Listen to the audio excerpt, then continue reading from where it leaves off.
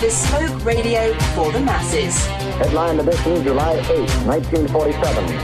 The Army Air Forces has announced that a flying disc has been found and is now in the possession of the Army. If the game is rigged, change the game. Game changer. I occasionally think how quickly our differences worldwide would vanish if we were facing an alien threat from outside this world. This is Fade to Black with your host, Jimmy Church, on the Game Changer Radio Network and KGRA, the Global Radio Alliance.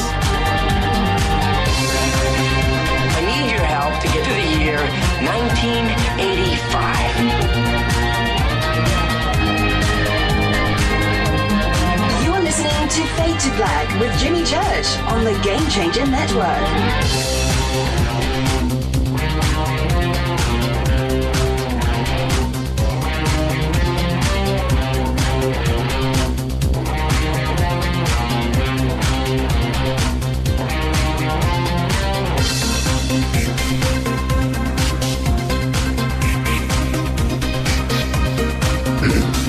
Yeah, man, I'm here. Relax.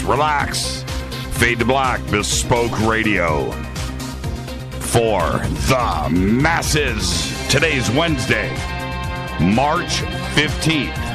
74 days into the new year, just 291 days left. We are live from a bunker somewhere in downtown Burbank, California.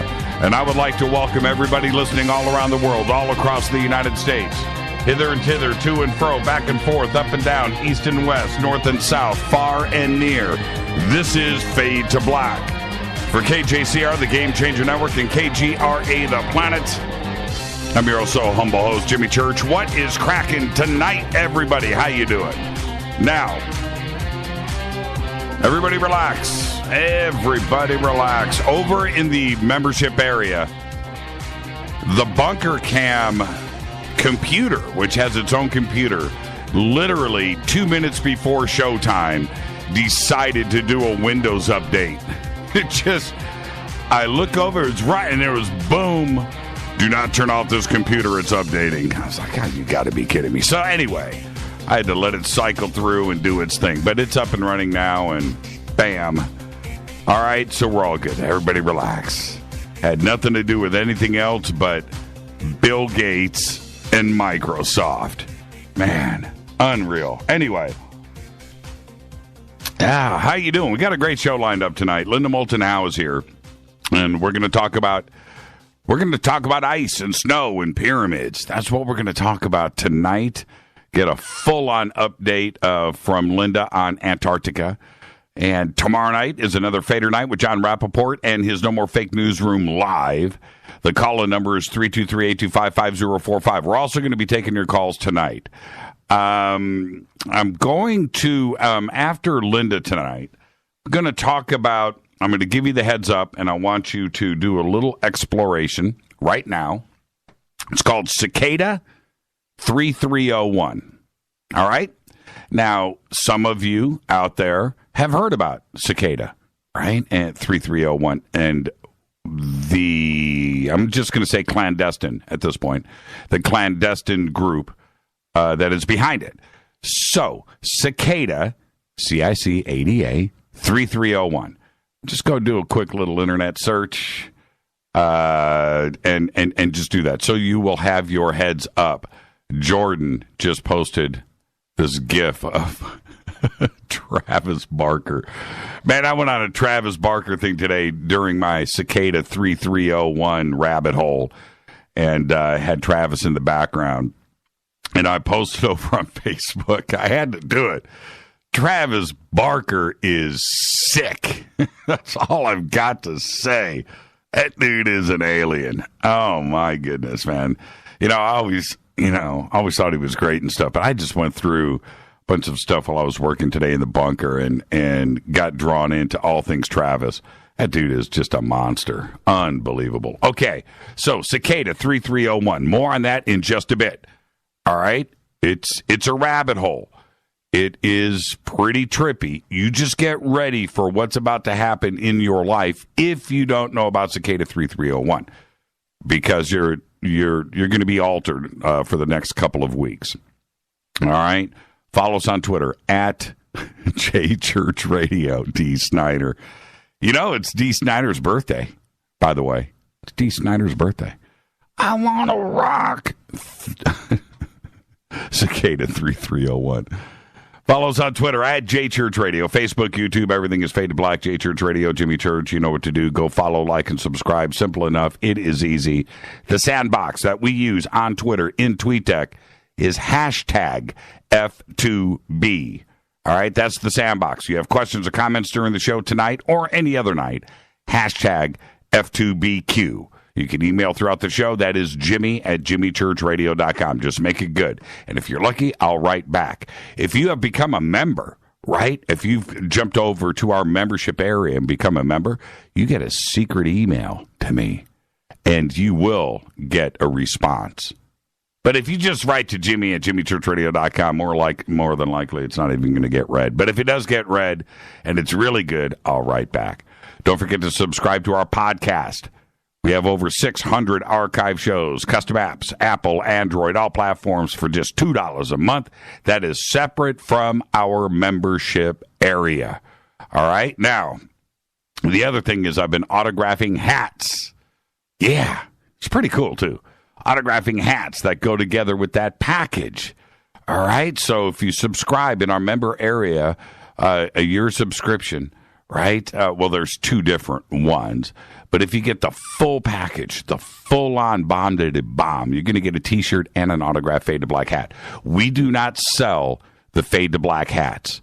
That is exclusive for the Fadernauts, okay, in the membership area. Very cool. And I'm so honored to be able to do that for all of you. Don't forget, check out all of our sponsors, Life Change Tea, GetTheTea.com, River Moon Coffee, Contact in the Desert, by the way, Studio Dome. Click on their banners right now over at jimmychurchradio.com. Use the promo codes for discounts and free shipping. All right? It's very simple. All the promo codes are in the banner. Just click, all right? If you become a member and you subscribe for 1 year in our membership area this month, in about a week and a half, we're going to be giving away a Tascam DM100 Mark III digital recorder. Bob just posted that up on Twitter just as I said that. That's pretty amazing timing on that. There it is right there. Look at it. Okay, you've got condenser microphones on the top. You've got XLR inputs on the bottom. You've got two batteries, two. As you record your files, everybody, you can use this for music, for ghost hunting, for EVPs, whatever you want to. It's a professional portable digital recorder. It records two files at the same time, one at the volume that you select and another one that's a little bit lower. In case you redline, in case you distort, in case you peak, there's a backup file, right? And that's what you need when you're in the dark. You sneak this recorder in, and you're recording Blink-182, right? You're recording Metallica at their private concert, Van Halen somewhere, and you sneak this in. And you can't look at it, but you're doing your bootleg. Well, you've got a backup bootleg. How cool is that? And you've got two batteries to make sure your illegal bootleg is not going to stop recording. That's what we're going to give away this month. So just go over to the membership area, get yourself a yearly subscription, and come and join the family. Contact in the Desert's coming up May 19th through the 22nd in Joshua Tree, California. Tickets and info over at jimmychurchradio.com. Speakers this year include George Norrie, Hancock, Valet, Baval, Schock, Wilcock, Good, Mars, Tsoukalos, Dolan, Andrew Collins, Linda Moulton Howe, who was on the show with us tonight, Whitley Strieber, David Serrater. How cool is if I say somebody, if you are spoken about by just your last name, you have arrived. And that is who is speaking at Contact in the Desert. And we are giving away passes. You can go right now, click on the banner over at jimmychurchradio.com. Good luck with that. We'll be drawing names here shortly. Now, I announced last night, and I did get some responses back on this, about night vision gear. We're in the market. Okay, we're going to go out and get some night vision. I want to know what you own. What do you recommend? In the mode of, put this in the back of your mind. If I call you up in a panic And I go, dude, yeah, Jordan, record band practice. That's exactly what that thing is for. Totally. Record your drum tracks. Get your beats in, dude. Is this in the mode of, I call you up in a panic, and I go, dude, I'm pulling the trigger, man, but I can't make up my mind on this night vision, but I'm ready to go. The wife just told me I can make this purchase. What do I do? And you're going to give me advice at that moment before I pull the trigger. That's what I want to hear from you. What is the best brand, level, Gen 1, 2, 3, 4 versus money and so forth, right? And if you have a specific model, hit me with that. I do want to know. You can do it in Twitter. Shoot me an email. All right? Thanks. Happy birthday to today, the one and only, I want to rock, D. Snyder. What was it? What are you going to do with your life? Dude is spitting. D. Snyder today is 62. Still one of the rockinest of the rockers. Blink 182's Mark Hoppus today is 45. Bass player, sometime lead vocalist, Blink 182. He's 45 and really rich. Brett Michaels today is 54. Fabio, yeah, that's right. Fabio is 58. I used to hang out with Fabio back in the 90s, man. I'm going to tell you right now, that is one cool mofo. Fabio. Beach Boy Mike Love today is 76. Now, so I'm looking at this. Got D. Snyder, you got Mark Hoppus, you got Brett Michaels, you got Fabio. Fabio's a singer. He put out that Love Song album, remember? I sold him the gear so he could record that thing. And Mike Love, all rock and roll birthdays today. Our dead guy's birthday today, St. Nicholas, 270 to 343, died at the age of 73. Yeah, miracles and the secret giving of gifts. And he ended up inspiring our Santa Claus, you know, and all of that Christmas stuff. Very cool. St. Nicholas, 270 to 343. Yeah, I did it. All right. On this day in history, OTD. 44 BC, it went down. The Ides of March. Julius Caesar is murdered, stabbed. Yeah, the Ides of March. That was a good band, too. The Ides of March. Didn't they do that song? That was Vehicle, right? What was that singer's name? David Clayton Thomas? Do I have that right? Somebody in Twitter tell me I'm right. All right. Rita's going down. I'm going to tell you right now, this cicada stuff, I'm retweeting it right now. Yeah, man. This cicada stuff... Get ready. That's all I got to say. I've got a bunch of cicada information tonight. We're going to talk about it. Man, it's the rabbit hole of rabbit holes. It is the holy grail of gifts. And not GIF. No, the holy grail of GIFTS. Gifts. What are you going to do with your life? Thank you, Bob. Man, that's awesome. That's it. There it is. Man, that's awesome. What was that guy's name? He was from Animal House. He was great. All right. St. Nicholas gave gifts? Yes, he did, John. Follows on Twitter at JChurchRadio. Twitter is on fire. You guys like your, look at this, man. You like your Twisted Sister as much as I do. Hey, man, that Twisted Sister Christmas album, right there. Absolutely right there. Fader fact. 3 friends, not 1, 2, 3.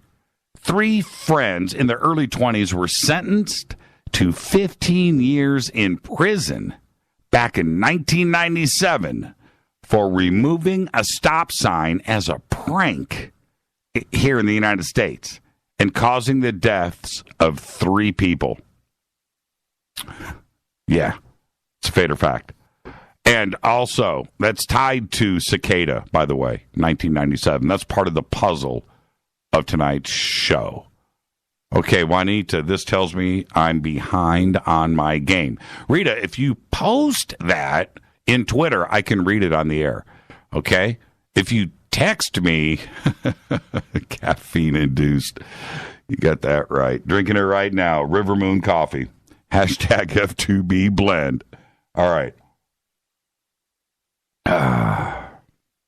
tonight. Linda Moulton Howe is here.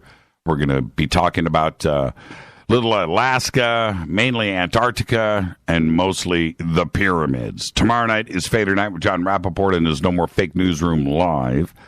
And, man, I'm so distracted. I'm going to have to tell you guys to stop posting this awesome stuff. It's all Twisted Sister. All Twisted Sister on Twitter.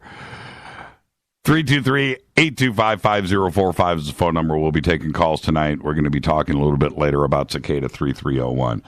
The Department of Justice announced today that 4 people, 2 officers of the Russian Federal Security Service, otherwise known as the FSB, have been indicted in connection to a massive attack on Yahoo. Yep.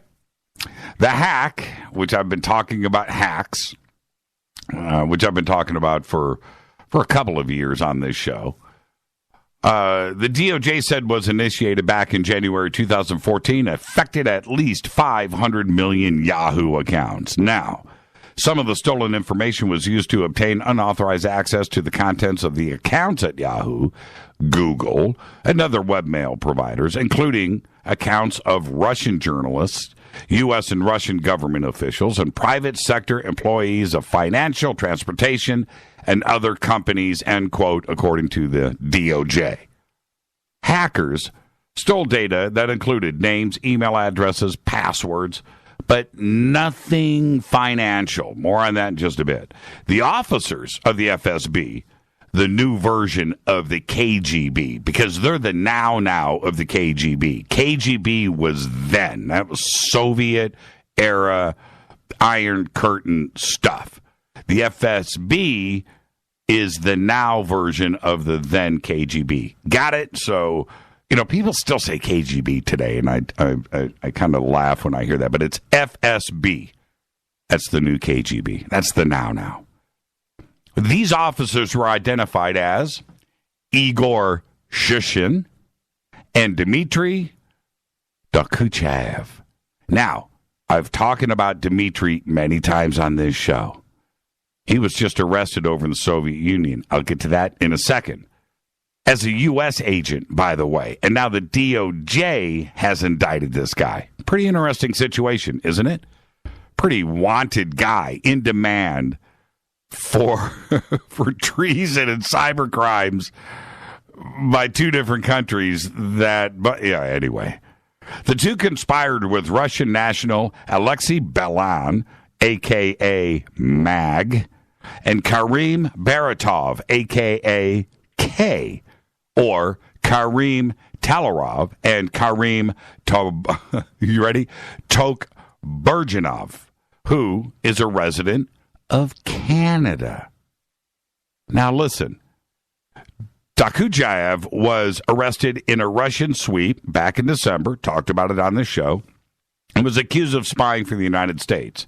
Baratov was arrested yesterday morning without incident in Ancaster, Ontario, Canada. Yahoo right now has been breached at least twice, and the company previously said a September 2014 breach was a state-sponsored breach, but declined to identify who it believed was responsible. And this is the latest cyber attack that United States authorities have blamed on Russia. It is the first to link that cybercrime operation against Yahoo to Russia's intelligence system. It gets more interesting because the DOJ back in 2014 brought a detailed indictment against Chinese military hackers. Remember that? Of course you do.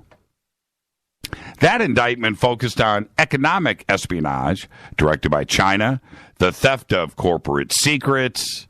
The Chinese military hackers have remained at large and will remain so unless Beijing steps up and does something, right?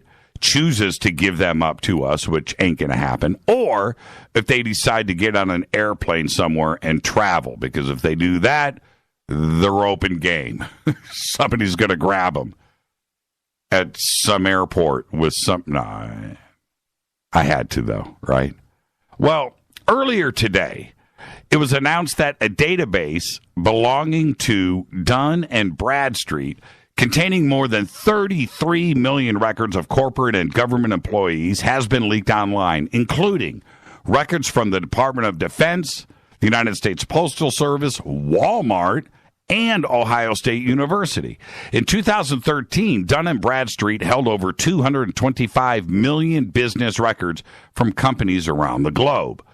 The leak of the 52.2 gigabyte corporate database from the business services contains millions of people's names, work emails, phone numbers, and the companies that they work for, along with their job titles. The leak affects, now check this, it affects over 100,000 employees with the Department of Defense, over 88,000 with the United States Postal Service, more than 6,000 with AT&T, over 55,000 with Walmart, more than 40,000 employees of CVS pharmacies, over 38,000 with Ohio State University, which has got to be most of the entire support staff at Ohio State, right? Over 35,000 employees of Citigroup, more than 34,000 with Wells Fargo, and over 34,000 with Kaiser Hospitals. And then you got to throw in IBM with an additional 33,000 employees. It is not known yet how the data was exposed or who was to blame for the leak. But with everything that has happened in the last 7 days, let's just go there. Forget about the last 7 years. The last 7 days, we have not only our issues in Washington, D.C. with wiretapping, the FBI dealing with Russian hackers. We have the DNC. We have the Hillary emails. We have the WikiLeaks with Podesta. We have WikiLeaks in general. We have WikiLeaks with the CIA malware. We have your privacy now in your very own home with television sets and Samsungs and your internet-connected smart toothbrush. The issues now, we have the case going on over in Arkansas. We have the Amazon Echo, right? Everything in the last 7 days is some of the most overwhelming information overload about our privacy and our rights and what is really going on out there. This is my main concern. And this isn't some crazy thing. It's not nuclear weapons that scare me anymore. And it's not chemical weapons that scare me anymore. It's just not. I've long held the belief that nuclear weapons will just never be used. You know, I mean, God forbid that, you know, I'm wrong. But I just don't think they'll ever be used. I think they scare the crap out of the people that have the ability to launch those weapons. Even a terrorist isn't that dumb. Right? I just don't see it. I don't feel, I'm not scared of nuclear weapons. I'm just not. Right? Duck and cover here in the United States ain't ever going to happen. It's not going to happen. What scares the crap out of me today is the internet. Hackers that don't have morals, that don't care, and it's one thing to enter nuclear launch codes and know that you're going to burn a country to the ground and end civilization on the world. But you know what? If it comes, it could be a state-sponsored attack with ones and zeros that could literally bring us or anybody else to their knees in days. No electricity, no food, no stoplights, nothing, no television, no cell phones. Nothing would happen. Nothing. Now think about that for a second. And the ability, what is going on with these hacks and these abilities and the capability of jumping into a system and shutting a country down because you can? It's one thing to be state-sponsored. That's how you would attack a country now. Just shut them down. But it's also the dude that has no connections, that would want to hold ransom or just do it for fun. You know, a seriously smart kid somewhere, seriously smart kid that just doesn't understand the implications of it and shuts down the electrical grid of France or the United Kingdom or the southern United States. Or do you think about this for a second? That's what scares me today. And when I speak to you day after day after day about smart this and smart that and Android systems that can be hacked in think about this. I don't know how far backwards we need to go, but we have gone so far to roll back time. But we've gone so far forward now with the way the internet controls every aspect of our daily life, from the moment we get up to when we go to bed and then throughout when we're sleeping. It controls absolutely everything. Everything.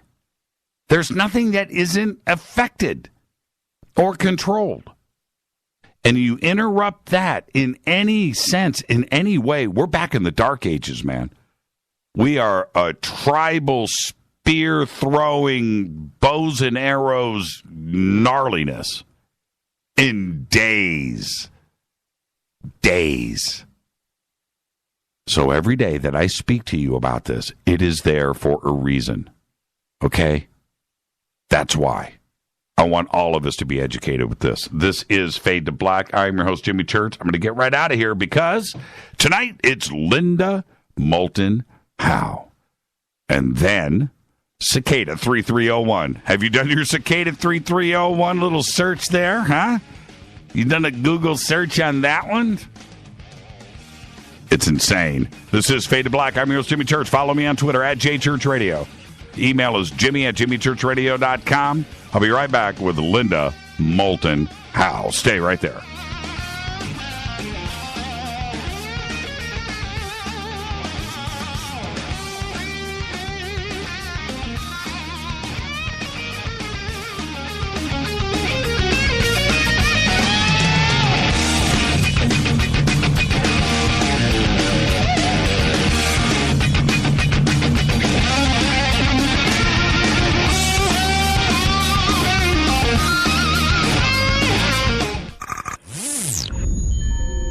You're listening to Jimmy Church, Fade to Black. Fade to Black will now pause for alien identification. The station that talks the net. KGRA Radio. When you take the beans from Central America with dashes of Indonesian and African mixed in and then roast it to the dark side of Fade to Black, you create the ultimate brew of fringe. Introducing the Fade to Black blend from Rivermoon Coffee. Yes, Rivermoon's darkest customized roast was created for the love of Fade to Black. The alchemy of masterful roasting and smoking the beans is in every sip of this full-bodied, dark Java. I need my coffee dark, deep, with distinct bittersweet chocolate highlights, just like the bunker. Leaning further into the darkness of the roast is Fade to Black blend from Rivermoon Coffee. Just click on the banner at jimmychurchradio.com and use the promo code F2BBLEND for 15% off of your order today. Go Beckley Teppy. Hi, folks. Let's wind the clocks back 60 years. Food was different. Food provided health and nutrition, and using supplements was minimal. Unfortunately, now we have chemicals, GMOs, herbicides, and pesticides that can be quite lethal in the name of our food supply and, of course, the ever-loving dollar. Supplementing our diets can be very important to stay healthy. Cleansing from daily intruders to the body might be critical. Live strong and take charge. Log on to getthetea.com. Our herbal tea is a great way to cleanse from intruders. Our supplements is a great way to maintain and improve your health. When your health is not up to par, go to getthetea.com. No GMOs, no fillers, and organic, and very helpful in keeping you at the top of your game. Life is too short to feel, you know what I mean. Stay in the game, at the top of your game with GetTheT.com. That's GetTheT.com. Again, GetTheT.com. 9 out of 10 geneticists agree. Fade to Black is not your father's radio show on the Game Changer Radio Network and KGRA. The Planet. Hi, this is Chase Klutsky with Fate Magazine Radio, and you're listening to Jimmy Church and Fade to Black on the Game Changer Network and the KGRA digital broadcast station, where the Fadernauts rock. Hi, this is Rob Reiner from Anvil, and you're listening to JimmyChurchRadio.com. What's up? I'm Chris. What up? This is Kyle Manson. You're listening to Jimmy Church Radio.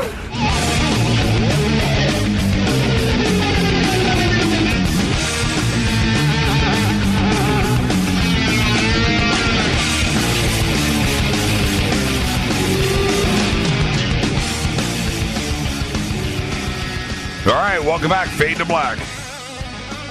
I'm your host, Jimmy Church, on the Game Changer Network and KGRA The Planet. You can follow me right now on Twitter at JChurchRadio. You can follow Linda at Earth Files.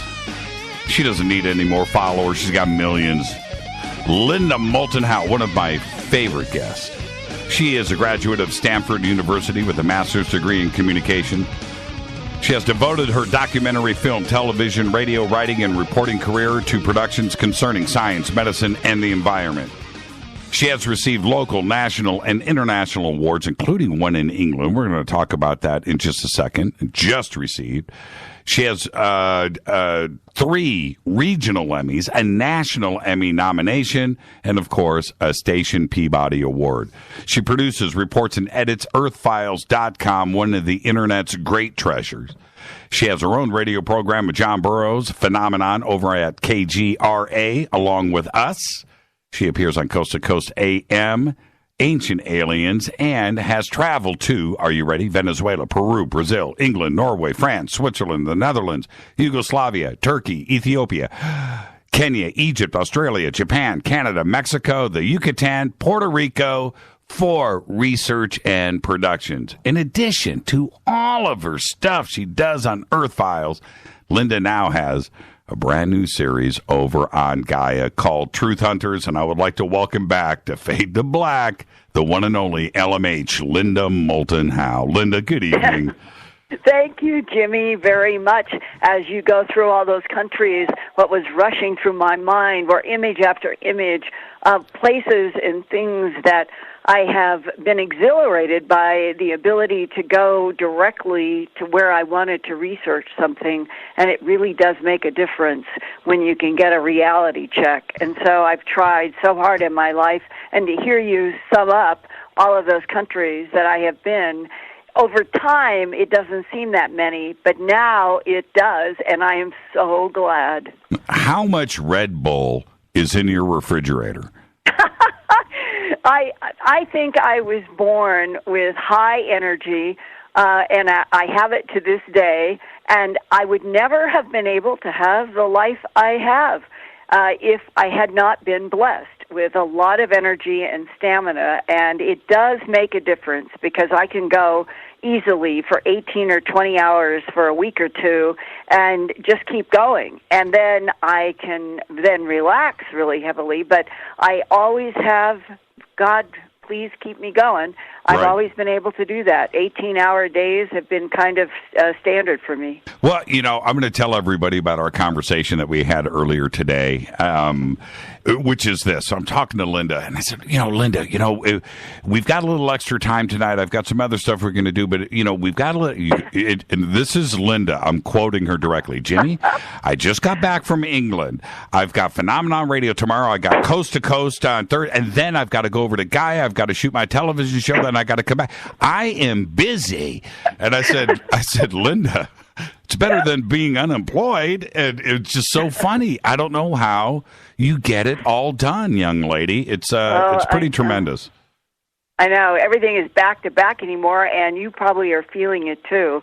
boats are rising in a sea that seems to be headed toward, we're going to get an announcement that we're not alone in this universe, whether it's coming from signals in outer space or whether it's coming from our ancient past or whatever it is. I think everybody that has ever been seriously investigating why the government has been covering up since World War II, a true fact that we're not alone and that there's an alien presence on this planet now as we speak. And if this is the year that it is finally going to be opened up with some kind of a headline, it might explain why. I did get back from England Sunday, and this is Wednesday night, so it's only 3 days ago. And I was there for 2 weeks, and a big part of the reason why I was there was to speak at the awakening that was organized in Manchester at the big bowling center there.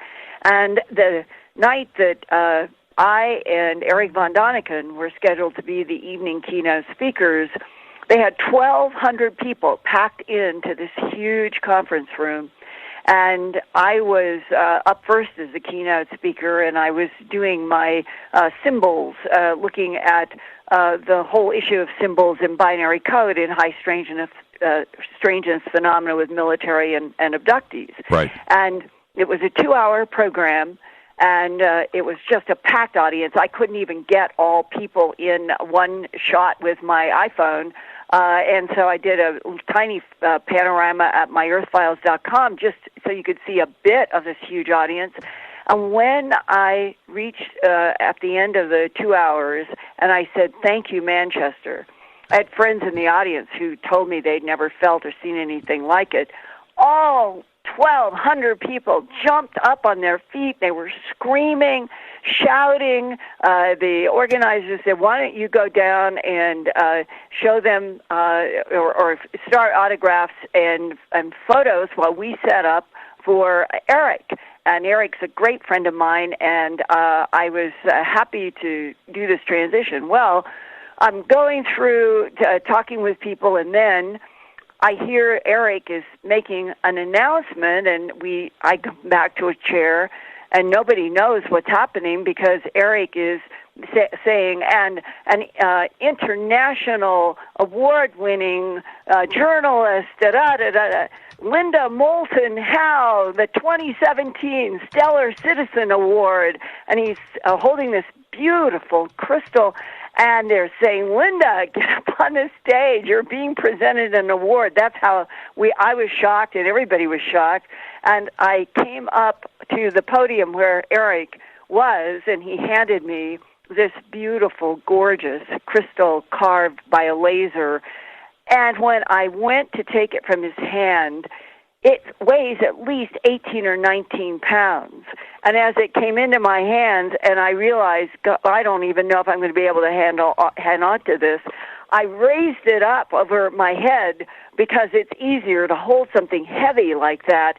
And some photographers got a great picture of Eric and me holding up that crystal, and I want everybody to know why I held it up like sports people do, because when you're handed something that heavy and the moment, that's the only place to put it is above your head. I just posted for everybody. Just go over to Earth Files. It's up in Twitter right now, and you can see the images and look at the smile on Linda's face. That award weighs about a half an ounce at that moment. Yeah, that's right, because I was really, really exhilarated and elated, and I could not imagine anything more wonderful than getting this. Eric received the Stellar Citizen Award last year, so I'm the second, and I've known Eric von Daniken for quite some time, and he and I have had some really extraordinary conversations about Egypt and the challenges of trying to work with governments to get permissions, to go through stone, to dig, to find things, and that as much as he has accomplished in his life in trying to keep pushing that forward, I have tried on we'll call it all of the phenomena that seems related to an alien presence, to keep trying to also dig into what are the facts and the truth. And one of the subjects that I have always thought was very, very important, and seems to be making headlines now so much, Jimmy, is Antarctica. And there's both rumor out there and I think not true facts, but one of the repeating themes, even in England, people were asking me about Antarctica a lot. Right. Why? Because on the election week in the United States, there came this headline, John Kerry's Antarctica visit highlights a continent. And it says this is the highest-ranking United States government official ever to visit Antarctica. And when did he get there? He was in the McMurdo, our station in Antarctica in the south. He was there on Friday, November 11th, 2016, and there were photographs in the New York Times, the Washington Post, the Guardian, all over the world, showing our Secretary of State climbing on ice, and then the New York Times reported, this is amazing actually, I'm not sure a lot of people understood this, John Kerry hiked over 2 days for hours. Now, they captioned this saying that he was there doing all of this walking, traveling, flying in Antarctica because of global climate change. And maybe he was meeting with National Science Foundation scientists to talk about that. But it was December 1st, so it was only 2 weeks later, that there came this other headline, Buzz Aldrin is medically evacuated from Antarctica. This is only 2 weeks after John Kerry is there. Right. And everyone is saying, why was Neil Armstrong down in the same place that John Kerry had been? And this leads to one of the most solid and important interviews I've ever done with somebody who sent me their DD-214, their certificates, all of this stuff, photographs of them in Antarctica, and it's all at Earth Files, and that's in my, it was 2 years ago. My first report on this was January 30th, 2015, and I only can call him Brian, and he's provided all of these insignias and the certificates and all of this material that backs up he is who he says he is. And when and how did this come about? He sent me in January of 2015 a very intelligent and well-written email that captured my attention because it was articulate, and I knew I was getting an email from somebody who was a professional today, even in the past. And it began, Linda, I am a retired United States Navy LC-130 flight engineer. I retired after 20 years of service in 1997. I have been wanting to write you for a long time about my experience on the Antarctic continent with flying vehicles that I was told not to talk about. I served part of my 20 years in the Navy with a squadron called Antarctic Development Squadron 6, VXE-6, as it was also known. I served with this squadron from around 1983 until I retired March of 1997. Being a flight engineer and flying more than 4,000 hours in that capacity, I have seen things that most people have not even imagined on the continent of Antarctica. The land there seems more alien than earthly. Our deployments to this land started in late September and ended the end of February every year until the squadron was decommissioned in 1999. And he said, during my time in the squadron, I flew to almost every part of the Antarctic continent, including the South Pole, more than 300 times. McMurdo Station is about 3.5 hours from the South Pole. Now, he goes into experiences where they, in this big C-130, a crew usually of about 15 to 17 Navy guys, he's a flight engineer, and they would have to do medical emergencies. They would have to fly National Science Foundation scientists in. They did all this sort of thing, and they often had to go to what was called Davis Camp. That is the Australian camp. That is on the far east Antarctica coast, and McMurdo is down in the south of West Antarctica, and dividing those two And there's a great map that I have that he helped me with that I have at Earth Files in my report from January 30th called U.S. Navy Flight Engineers Saw Silver Discs and an Entrance to an Alleged ET and Human Collaboration Base in Antarctica. And those words in that title come from him. Now, when you look at this map that I have at Earth Files that he drew and helped me with, you see the trans-Antarctic mountains dividing West and East Antarctica. And then you see a red X on the Beardmore Glacier. What is so interesting is he describes in an interview with me and in his early email that he sent, he said that they always went along or over the trans-Antarctic mountains and would go by the South Pole to a place where they could refuel if they were going across to the Davis Station on the far west coast of East Antarctica. And he said this happened several times, and he said we would see silver discs, shiny objects, which I would say from our altitude look circular. And they would sprint to maybe 3 or 4 mountaintops in the trans-Antarctic mountains. And then they would stop in the air. Then maybe 1 or 2 would come up and meet the others, and then they would start off in another direction doing this sort of ballet of these silver round things staying over the trans-Antarctic mountains, and this was a mystery to them. As many times as they saw this happen, they saw that these silver discs, quote, never went over the Beardmore Glacier. It became something that they noticed, as if there was a glass wall there that these discs would not pass, and they could not understand it. And he raised it to me. I think, Linda, that there might be some kind of an agreement, that there's geopolitical territorial divisions, and that for some reason, whatever is in those silver discs is not allowed to or will not go over the Beardmore Glacier. That was one of the things that they noticed and they talked about. Now, they had a medical emergency over at that Davis Station on the far west side of the East Antarctic part of Antarctica. And he said, we were against a time.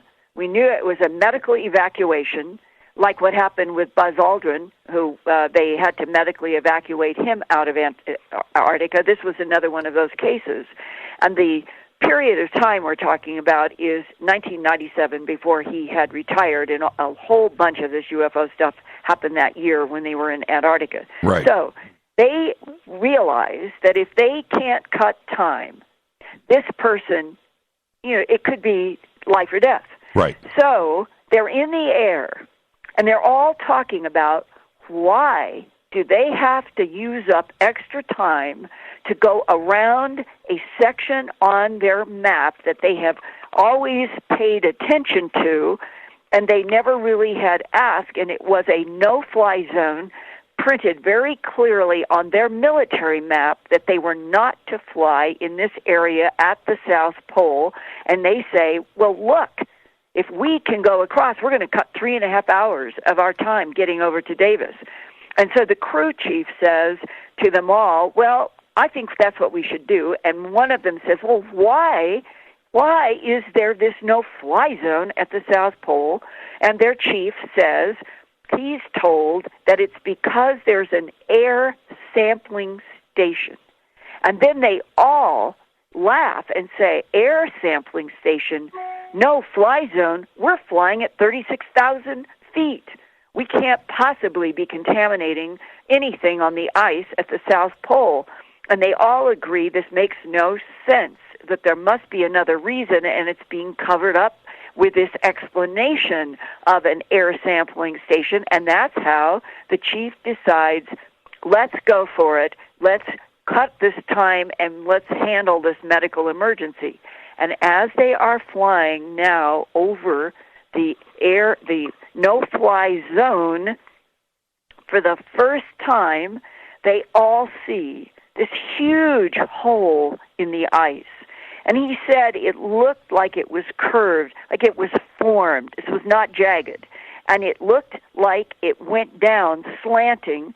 And he estimated, Brian, the naval flight engineer, along with the rest of the crew, that this was maybe 300 feet, between 100 and 300 feet in diameter, which would be 100 feet to 300 feet. That would be a football field. Mm-hmm. And that it was actually going on this slant down into the ice, and they all talked about it on the radio with McMurdo. Now, that gives you a hint about, so they get their medical emergency handled, but what happens? They get back to McMurdo, and men in black suits, white shirts, come to them and tell them that they are never to talk about this hole in the ice, and their chief is told they're never to do this again. And they know it's serious business, but they are not sure why until now. Not long after this medical emergency, they get word that they have a mission to fly National Science Foundation sponsored scientists that are going to fly into McMurdo, the USA base in the south of the West Antarctic, and they are to fly, it's 15 or 17, he thought, of these scientists, mostly men, to Marie Byrd Land. And on my map at Earth Files, it's labeled Missing Scientists and a big red X. At Marie Byrd Land, you can see McMurdo.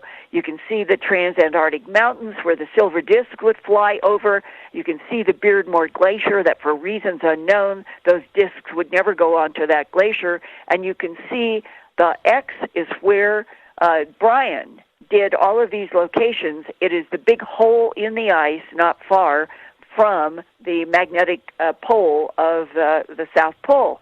So now we see where the missing scientists from McMurdo are to the west.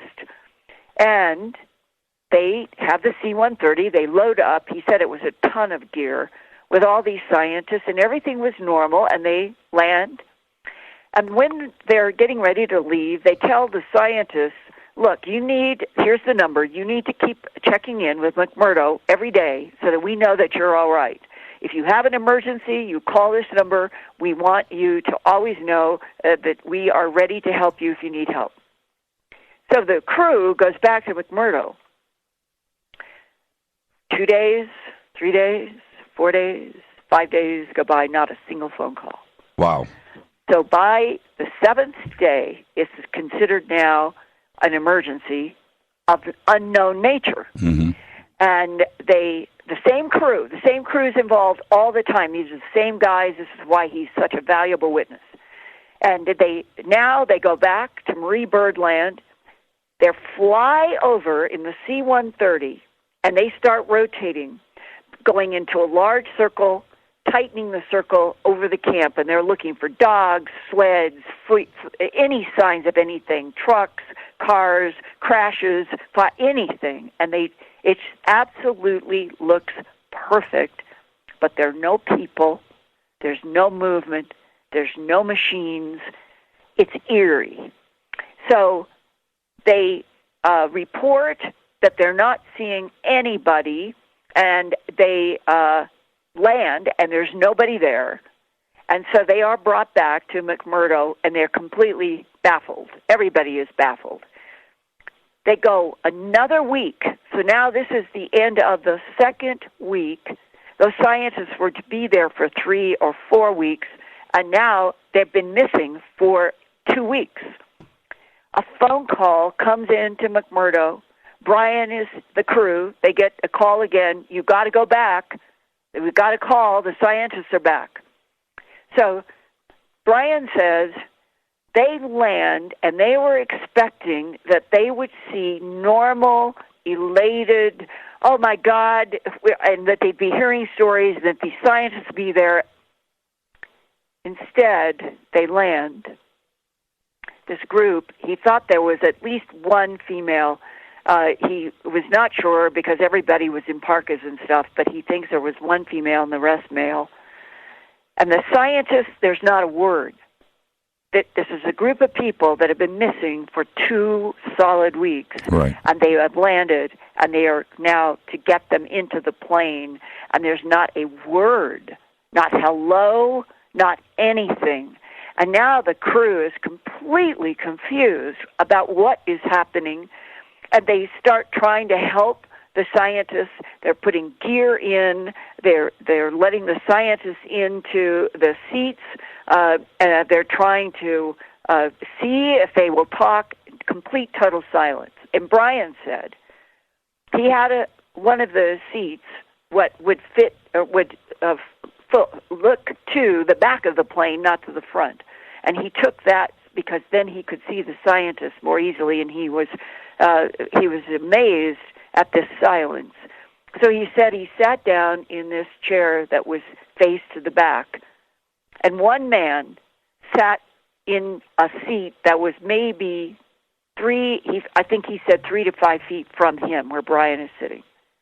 And he said he leaned forward and he said something like, is there anything that I could get for you? And the scientist was looking at his shoes or at the floor.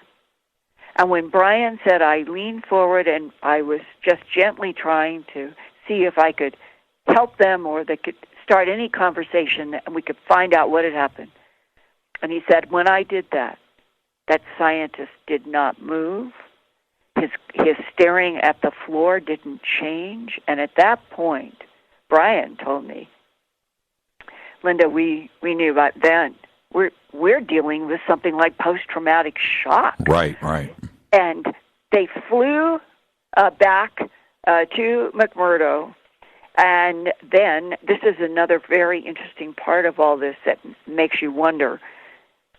They were told and ordered that all of the gear, was tremendous amounts of gear, was going to be picked up by one plane, and it was going to be flown back to the United States, all this gear. But the scientists, they were picked up and flown by another completely different plane all together to Christchurch in New Zealand. Right. So the crew, they are just really puzzled, and guess what shows up again? The guys in the black suits and the white shirts, and they tell the crew they haven't seen, they're not to talk about the scientists, they're not to talk about any of this. And he said that when they were like over in a mess hall at McMurdo, everybody, and this is a quote from my report, this is Brian, this is right from him, everybody was speculating. It was like, man, what did these people see?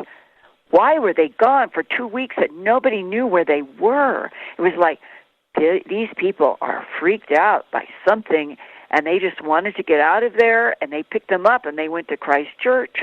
And he said that he asked, and other people said, we wondered if we were going to be going back there to pick up dead bodies, but instead we have scientists that seem to be absolutely shocked to complete stillness, looking at the floor.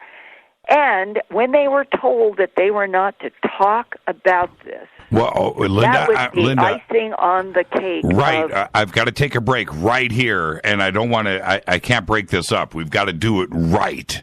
What happened next? When I come back, I'll tell you Yes, more. I know you will. Linda Moulton Howe is our guest. This is Fade to Black. I'm your host, Jimmy Church. You can follow me on Twitter at JChurchRadio. Follow Linda at Earth Files. This is Fade to Black in the Game Changer Network and KGRA The Planet. More with LMH, Linda Moulton Howe, when we come back. Stay with us.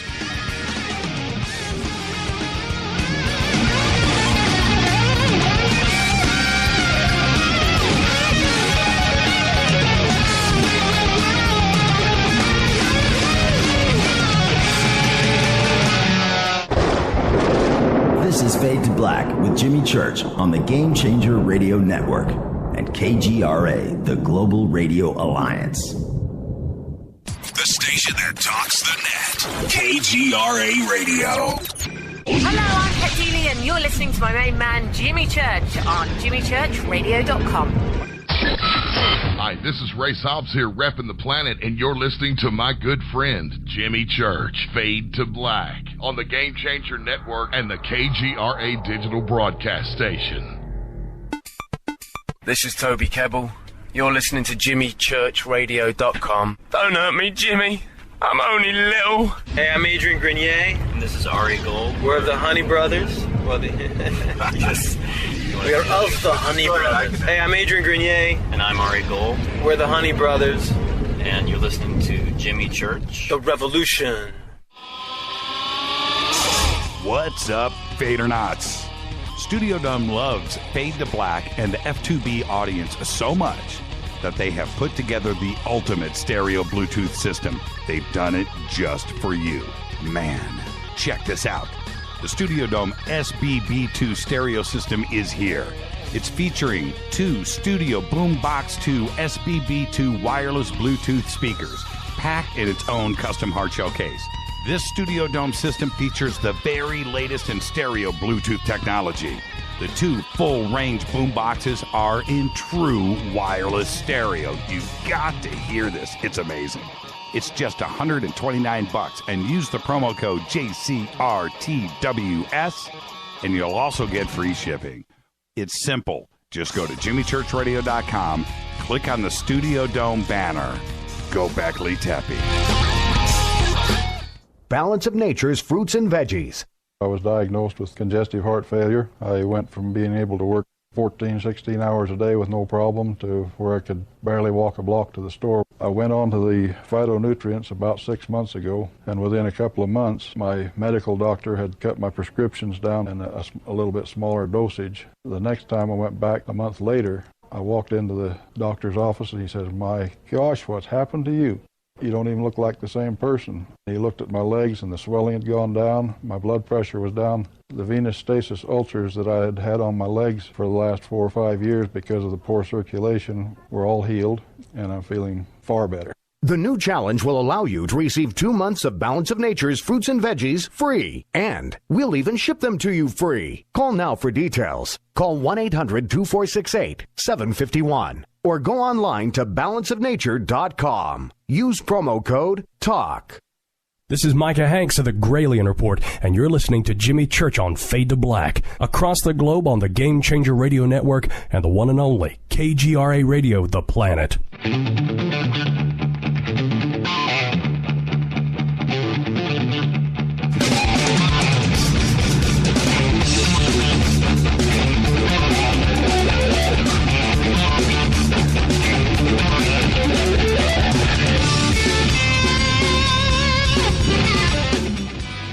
Welcome back, Fade to Black. Our guest tonight, Linda Moulton Howe.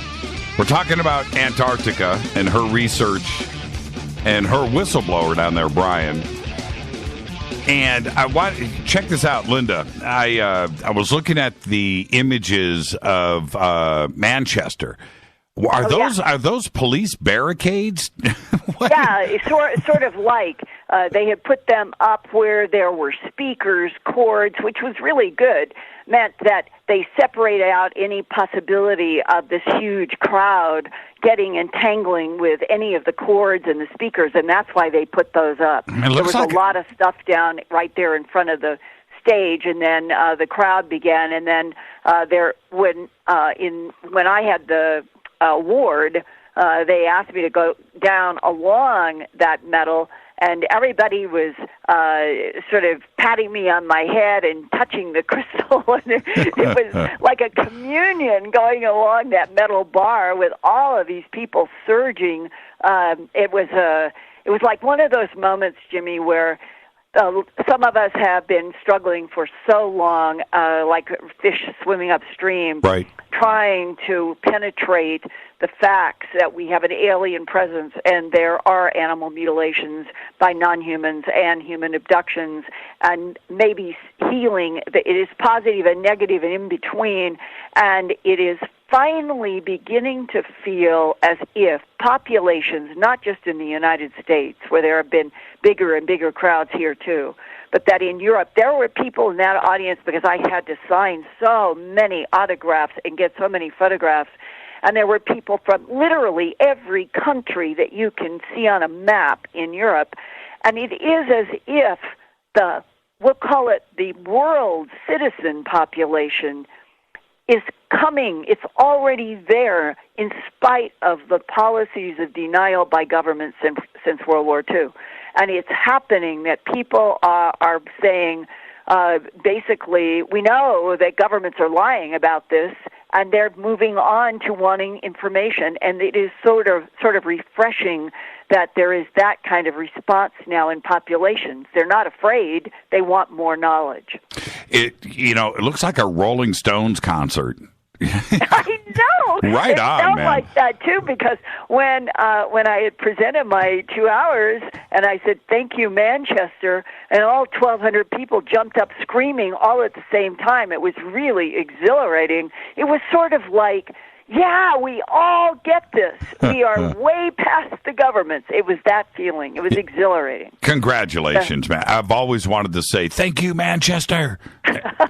Well, you can go and do it yourself, too. Oh, it was great, and I'm glad that we can share this on Fade to Black with you, but I would like to pick up where we left off. Yeah, let's get right back to it. This whole Antarctica situation is really, really serious when it comes to where has an alien presence been on this planet when it wanted to be in a place that we would not go as humans. You know what's funny? When it comes to Antarctica, I do a lot of speaking and radio shows and all of that. And every time that I'm out there, what people want to hear, what they come up to, it's, disclosure, right? But it's Antarctica. That is what people want to know about. Let's go to what Brian said about after the scientists had left for Christchurch, and all of this equipment was, by the way, just to stress, all of the equipment was put in a place like an embargoed area that nobody could go to. The equipment itself seemed to be extremely important, and it was separated into a separate plane and went, as he learned later, to the United States. Well, here's a quote. This is from Brian, the retired U.S. Navy flight engineer. Talk among the flight crews was that there is a UFO base under the South Pole, and that some of the crew heard talk from some of the scientists working at the pole of EBAs. This is his term. EBAs, which you, I, and others know as extraterrestrial biological entities. That is an acronym our government has been using since the 40s. Right.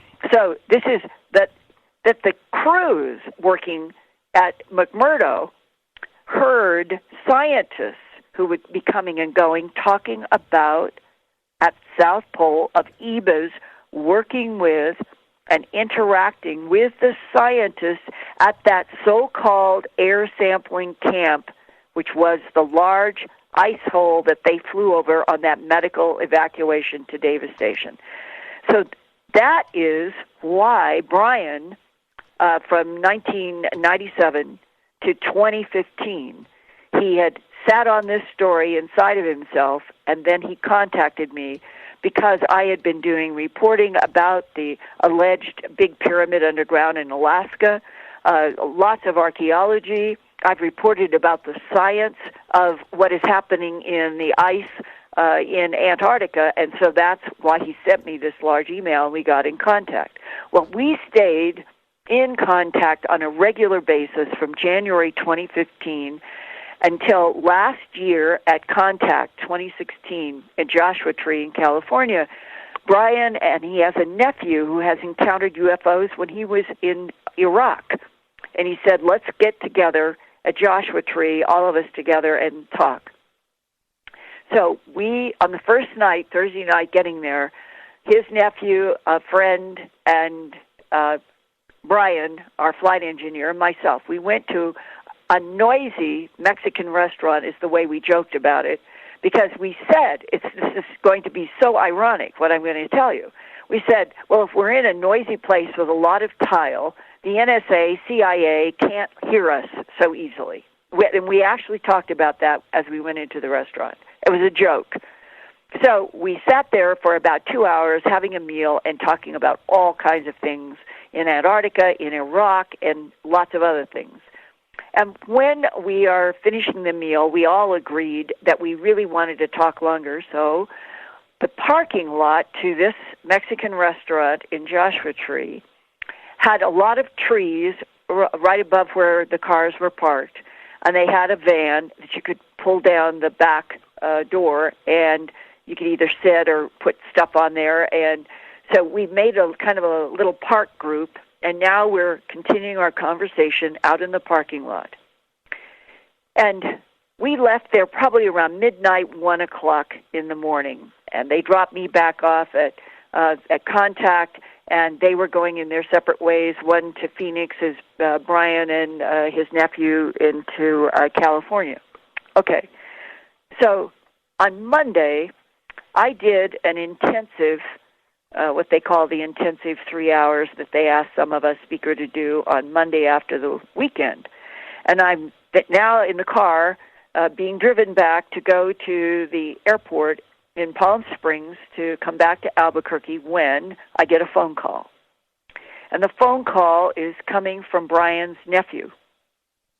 And he said to me, they're in the car. Dolan was up in the front seat, and I'm in the back seat on a cell phone having this conversation.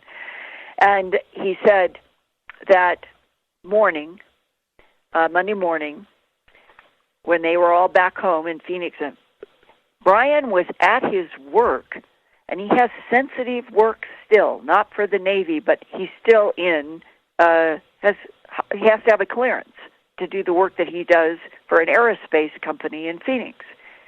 He does not give out that number, I can guarantee you, because I have to call him on a different cell phone. I have a home number. I cannot call his office, right? So that means even people working with him cannot call that phone number. That's how sensitive it is. And here we pick up in the recorded interview that everybody can hear Brian speaking to me in his own voice about what happened on Monday after Contact in June of 2016. Brian. And the voice on the other end of the line when I picked up the phone said, "Is this Brian?" I said, "Yes, who is this?" Because I didn't recognize the number. He could see any numbers on the screen of the special phone in his office. "I want to tell you what you have been talking about. You need to stop talking about," says the voice that has still not identified itself on the phone. Brian said, "What stuff?" The man says, "We know that you were with Linda Howe on last Thursday night, and we know that you went to dinner at a Mexican restaurant in Joshua Tree, and we were aware of what you were talking about with her and other people, and that your experience that you had when you were on the ice, which means South Pole in Antarctica, when you were in the service, we don't want you talking about that. Specifically, we don't want you talking about the scientists that you picked up after being missing for a couple of weeks." Brian said, "How would you know about that? I've only talked to certain people." The voice on the phone said, "We know pretty much everything." Jimmy, this is a quote. Linda, why do you cause so much trouble? Well, just think about the words in this and put it in the context of all the stuff that's going on about intel agencies right now. We know pretty much everything, which means they listen to everything. Right. And he said, just don't be putting that out there anymore. Certain people would prefer that you not talk about that. And Brian said, "Well, I'll consider that." And the phone went click. It went dead. Whoever was on the other end hung up. And Brian said, "Wow, this is out of the blue, and how did they reach my office?" Right. So now, this is very good. He's very bright. He's very intelligent. He immediately looked at the number again on his cell phone, wrote it down, and then Googled it on the Internet. It came up, general phone number for the National Security Agency at Fort Meade, Maryland. Bingo. Yeah. So and then I ended up talking to Brian about this. And Brian said to me, as I said to him, why would the NSA make itself so obvious that it was listening through satellite, through God only knows, all of our phones, cars, everything now, at that restaurant, and that why would they do such a dramatic call to Brian at his office where nobody is supposed to be able to reach him, to do a threat in 2016 about a 1997 missing scientist in Antarctica event. And now to top all of this off, so here's a threat. Brian says, look, I'm not going to stop sharing information with you. I never signed a non-disclosure agreement about a single thing that we were told about and warned about by the suits in Antarctica. None of us were asked to sign a non-disclosure agreement. He said, therefore, I am not doing anything wrong, and I think that you need to be reporting this because the truth is there are non-humans, from everything that we know, there are non-humans somewhere under the ice in Antarctica. What does that, with everything that we know today coming at us from all these directions, going, not only the obvious with Carrie, but other researchers, and that there is something going on down there that we can tie into a lot of different aspects with the history of the world, right? But what does all of this ultimately tell you? It's certainly suppression. It's that. Now, we all know that David Wilcock and Corey Good have been talking for a year about the possibility of, well, I would say they don't even say possibility. They would say that there are 3 pyramids under ice, under some installation, in the installation at Lake Vostok. It's not clear. It could be any number of places in Antarctica. And they've been saying that on Gaia, in their productions, in conferences, and everything. Well, now, that's 2016. You can go back to 2002. That's going back 15 years ago. Mm-hmm. A British documentary was being touted as, in a press release dated March 18th, 2002. It was issued from the Atlantis Mapping Project in Washington, D.C. This is a real press release. It was published and talked about in some media, and going back 15 years, and it started out, the U.S. government, this is quote, the U.S. government said it will seek to block the airing of a video found by Navy rescuers in Antarctica that purportedly reveals that a massive archaeological dig is underway 2 miles beneath the ice. That is the Lake Vostok area that Russia has been trying to do that drilling, and they said 2 years ago that they had gotten down to that fresh water 2 miles under ice, and they claim that their drill broke at some place and that they were stopping all operations, and that is all we've ever heard, something about a broken pipe, and nobody knows whether it's true or what is going on. But that's 2 years ago. I'm talking about 15 years ago is this release that came out in a press release.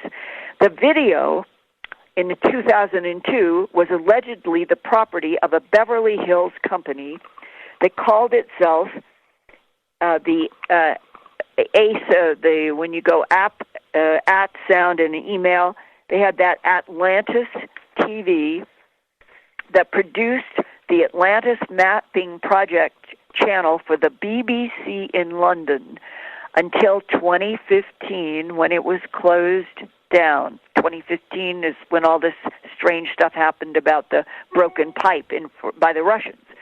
The March 2002 press release also said that the Atlantis TV crew had disappeared that 2 U.S. Navy officers had found the missing production crew's videotape, quote, in an abandoned supply dump 100 miles west of Vostok Station. That is the lake that is the station is above ground, but the lake that it's named after is 2 miles under the ice. And this would be near the South Pole. The press release said the video showed a pyramid and other spectacular ruins and things that they could not go into, the production crew would not talk about. Allegedly, Navy SEALs came in one or more helicopters to take archaeological objects away. Officials of the U.S. Naval Support Task Force in Antarctica, known as USNSTF,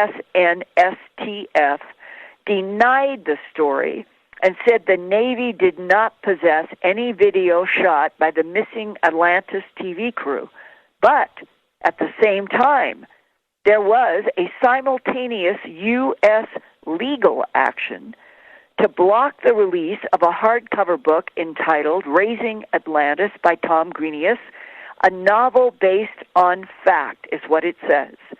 The book is about a secret U.S. military expedition that discovers ancient ruins 2 miles beneath the ice in Antarctica.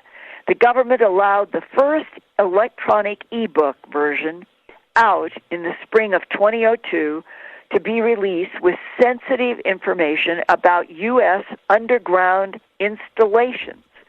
But the fall 2002 hardcover of Raising Atlantis was blocked until the sensitive information was deleted by the publisher. Now, all of that comes, I have it. I went and I found the 2002 press release. I did a huge effort to try to find the original e-book that in the press release said the government didn't hassle the e-book and even gave an explanation. They did not in 2002 think that there was going to be anybody reading the e-book and then getting the paper book and comparing, because then if you did that, if you had the ability to do that, you might find the sensitive information. And that's why they scrubbed the paper version in 2002. Well, Jimmy, if there is a link between that huge 100 to 300 foot diameter hole at the South Pole and this story in 2002 and what David and Corey have been talking about in 2016, all relating to archaeological pyramids, archaeological statues, archaeological, I think they, in Conscious Life Expo, they were talking about some sort of a stone plaza. Right. And if all of that is 2 miles under ice at Lake Vostok, the largest freshwater lake in the planet is Lake Vostok under 2 miles of ice. If that is true, and if the science, which is quite controversial, you'd be surprised when you start trying to research when was the last time there was no 2 miles of ice in Antarctica. You get a kind of consensus of mashed data, maybe 13 million years ago. Now, if this year there is a breakthrough that relates to why Buzz Aldrin might have been there, why really John Kerry might have been there, why the year before somebody from the Vatican or more the Catholic Church, right? Yeah. Okay.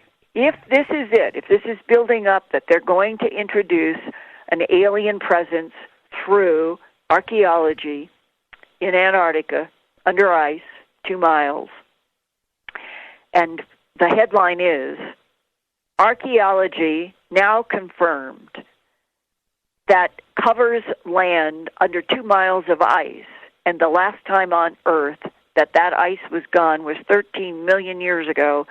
Immediately, this is revolutionary because there were no Homo sapiens sapien anywhere on this planet 13 million years ago. Not us, not Neanderthalensis, not Denisovans. This is a whole new ballgame, and this may be how they open this up. I'll tell you something really interesting that it's not the end all on this, but all of Antarctica, like 95% or 90% of it is all high res on Google Earth, except the Beardmore Glacier. It's pixelated. You can zoom in and you can grab high res images of all of Antarctica, right? Yeah. And you go over Beardmore and you go to zoom in, it immediately goes to pixelation. Now, I don't know why that is. I have looked at all of Antarctica. It's the same thing in the Gale crater on Mars. I did a report at earthfiles.com saying, why have they been messing with the Gale crater? It's so clear that there have been pasted in stuff over areas. And so if we're doing that on Mars, and we've had firsthand testimony from people who have worked at NASA that it's been done at the moon, that we've covered up archaeology on the moon, and people were paid to do that, and in our own world, Google Earth is the only access that you, I, and most of us have to places like Antarctica, China, and so forth. That's right. And I've run into this many times where you will be going down to, it looks like 10 feet, and you're in detail, and then you want to move over to you want to look at forest, or you want to look at, and then it's completely blurred out. And some of these map people will say, oh, well, it's just because they hadn't photographed and replaced that with high res. But it's suspicious that it's so many times when there's been phenomena reported and you want to look at it in detail, high res, and those are the areas where there is no high res. Coincidence? I think not. All right.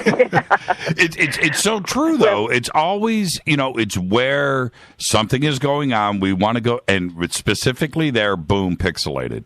And the Beardmore ice shelf and that glacier, that section, that area. The rest of Antarctica, you can go look at all the ice you want in high res, right? Yeah.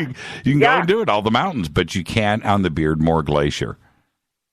And, one of the things that Brian told me when we were talking about the scientists and the gear and all of that, he said somebody overheard that there really was an installation that was these were the key words, joint venture.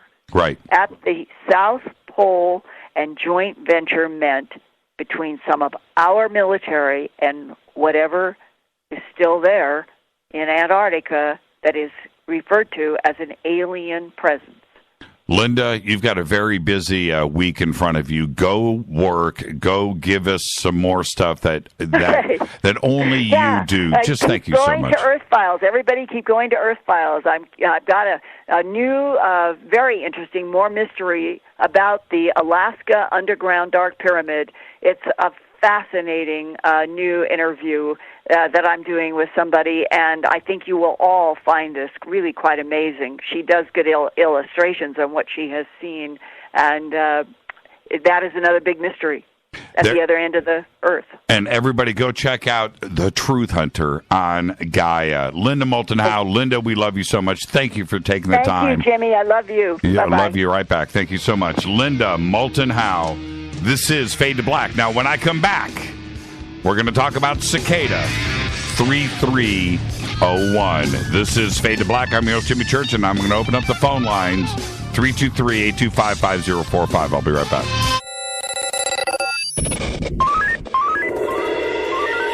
Way out here, we listen to Jimmy Church. You're listening to Fade to Black. Always on the edge of the hottest alternative talk. Jimmy Church with Fade to Black. KGRARadio.com. ¿Qué tal, mis amigos? Yo soy Mario Carson, el tiburón, y los invito para que escuchen a mi buen amigo Jimmy Church Radio. ¡Claro que sí! Hey there, quick question for you. Would you be okay with more energy, more endurance, thicker, healthier hair, a better mood, reduced appearance of wrinkles, improved sleep, improved blood pressure and cholesterol profiles, improved vision, improved memory? Okay then. Well now, have you heard of Nature's Youth RSF? It's from the anti-aging experts at nature'syouth.com. Nature'syouth.com. See, at Nature's Youth, They understand exactly what it means to provide top quality health products. And Nature's Youth customers not only improve their health, they know they're also providing their body with the right nourishment to maintain that peak performance and fight the aging process. If health, wellness, and nutrition are what you desire, choose Nature's Youth RSF. I did. You see, you're going to get older. It's just up to you how you feel when you get there. Get started today. Nature's Youth RSF. Simple to use, simple to order. Go to naturesyouth.com. That's naturesyouth.com. naturesyouth.com. I was introduced to this remarkable product, Balance of Nature Fruits and Veggies, and to say it's amazing is an understatement. Balance of Nature provides the nutrients of 9 to 11 servings of 31 different whole ripened fruits and veggies per day, and the cost to the consumer for 9 to 11 servings is about 22 cents per serving, as opposed to over $1 in the store. Balance of Nature Fruits and Veggies helps boost the immune system by over 720%, and they also provide a health coach for you at no charge to guide you with any questions you may have. And you can also visit their website for testimonials on balanceofnature.com. So take steps to give yourself better overall health and call them now, toll free at 800-246-8751. That's 800-246-8751, or go to balanceofnature.com right now. Make sure to let them know you heard it here by using promo code TALK for a special discount. That's balanceofnature.com and use promo code TALK. You are listening to Fade to Black with Jimmy Church on the Game Changer Network. Oi, oi, I'm Reese Evans. You're listening to Jimmy Church. This is Revolution. The revolution will not be televised. The revolution is on radio. Ciao.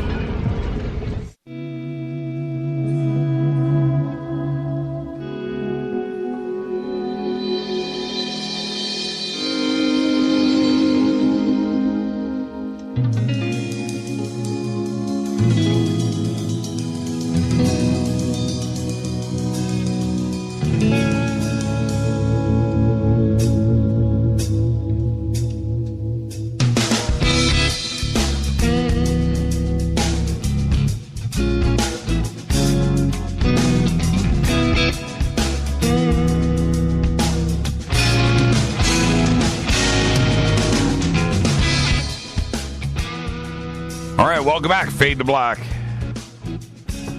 This portion of the show is brought to you by Life Change Tea. GetTheTea.com. Just go right now by clicking on the banners over at Jimmy Church Radio. For GetTheTea.com. Just mention Jimmy. When you order either over the phone or online, you're going to get yourself free shipping. Now, go to the specials page. Ronnie runs one of the great companies on planet Earth. Get the Tea. And go to the specials page. He's always got great stuff there for the fader knots. All right? Do it now.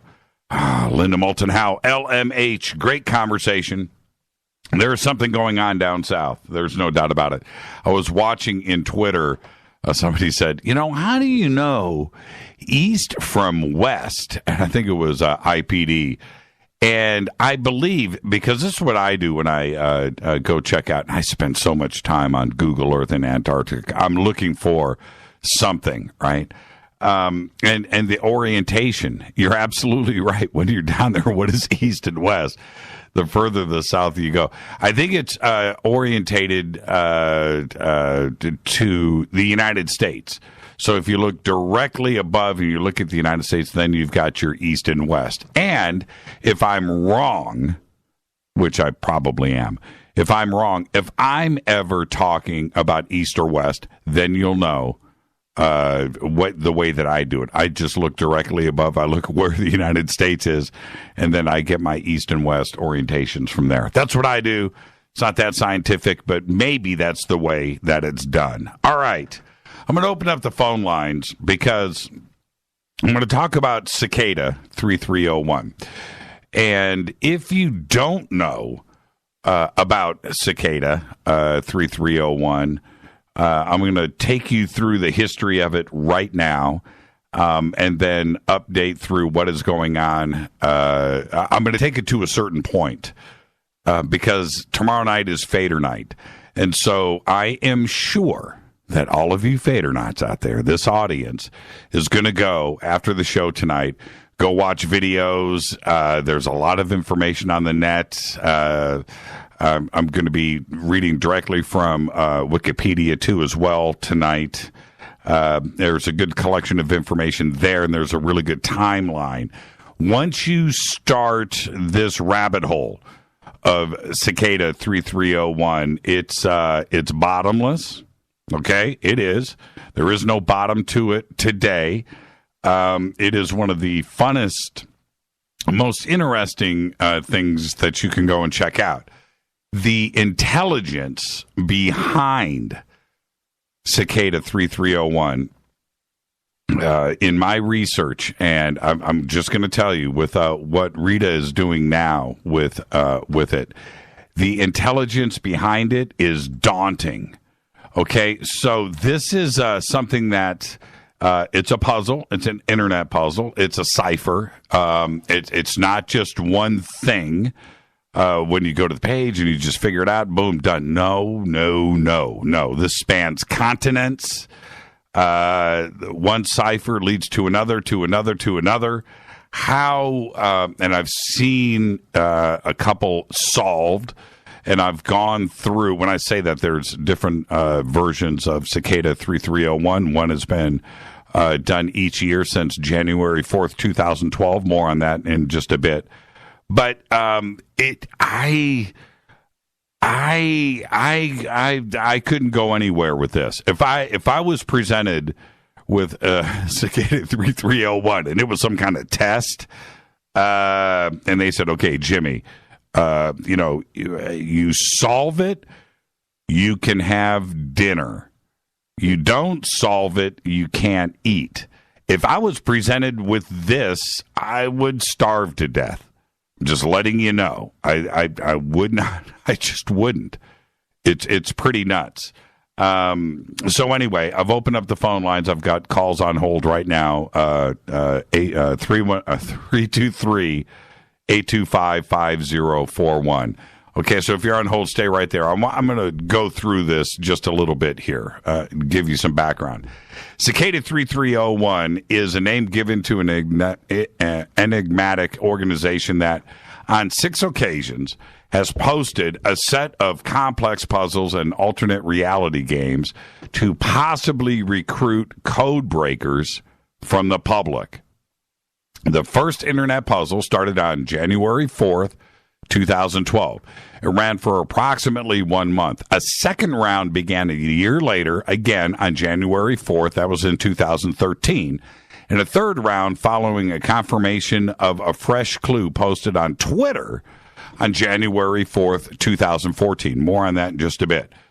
The stated intent was to recruit intelligent individuals by presenting a series of puzzles that were to be solved, each in order to find the next. No new puzzles were published on January 4th, 2015. However, a new puzzle was posted on Twitter on January 5th, 2016. The updates on 2017 I will get to in just a second. The puzzles focused heavily on data security, cryptography.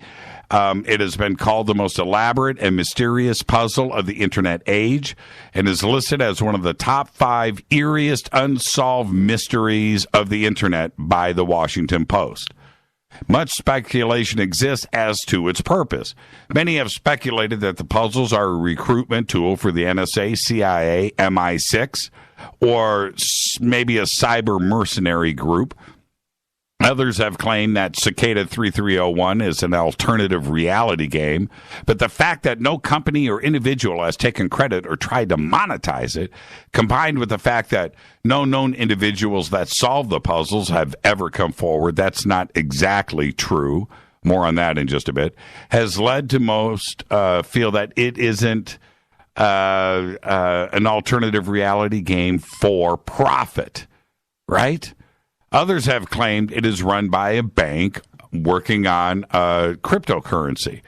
I'm not buying into that. I am firmly, Rita and I were talking about this before the show tonight. We have differing opinions on this. I think it's NSA. I think it's NSA, CIA. I think it's a recruiting tool. Okay, now the people that have solved the puzzles, that have, and more on that in just a bit, that have been sucked into Tor, because that's where this eventually arrives at. And remember, Tor is a completely DoD-funded browser and has been developed for those purposes. So that's what I see here. It is too complex, too international, too alarmingly intelligent and deep to get to the point where you are deciphering this stuff, and not only through, remember now, not only through alphabets, but this gets into music, images, paintings, the ability to know internet programming, know how coding works, to know how to lock and unlock boxes, to get into the front end and the back end of different encoding methods. You know, it goes way deep, and so to have the knowledge of early Roman or Greek ways of coding and encoding, that's one thing. But then to have the knowledge of MIDI, which stands for MIDI, which is Musical Instrument Digital Interface, to have the knowledge of that and musical notes, and to know the timbers and where notes lie and how to separate. It's crazy.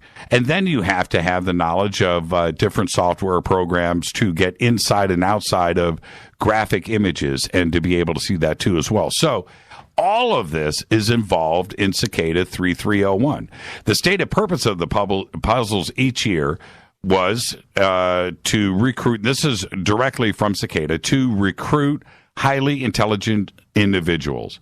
Though the purpose remains completely unknown. Some have claimed that it's a secret society with the goal of improving cryptography, privacy, and to remain anonymous.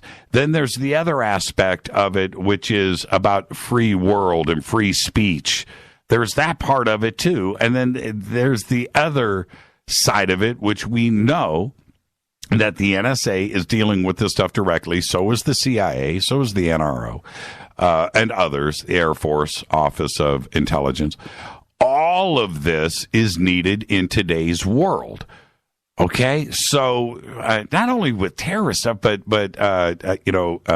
state-sponsored cryptography and intelligence, and to be able to communicate and get the stuff done, right? And to solve puzzles, right? Now, some say that Cicada 3301 is a cult, or it's a religion. Now, according to statements made by winners of the 2012 puzzle, 3301 typically uses non-puzzle-based recruiting methods, but created the Cicada puzzles because they were looking for potential members with cryptography and computer security skills. But why? And why hasn't anybody come forward? The reason why I don't think anybody's come forward and just say, hey, man, we're a group of computer enthusiasts, and we love cryptography, and we love having puzzles, and we've done this together, and we're loosely based, and we're located around the world, right? Okay, just come forward. But because it stayed in the background and in the dark, that's why I think it is state sponsored. I really do. I think it's an NSA or CIA thing. That's just my opinion. But the ability to, and I'm going to go a little bit more forward with this in just a second, the ability to do this stuff on an international scale. When you go onto the internet and I'm going to get into details in a second. When you are following these, how can you go internationally and get to these posted, literally on windows or on telephone poles, the clues to further? It's getting a little complicated, right? Not only logistically with the people that are putting the puzzles together, right? But then you have to have a network on your own, or the ability to fly around the world and chase these things down, and have the money to be able to do that too as well.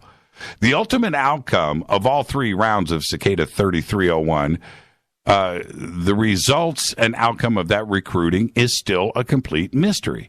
The final known puzzles became both highly complex and individualized as the game unfolded.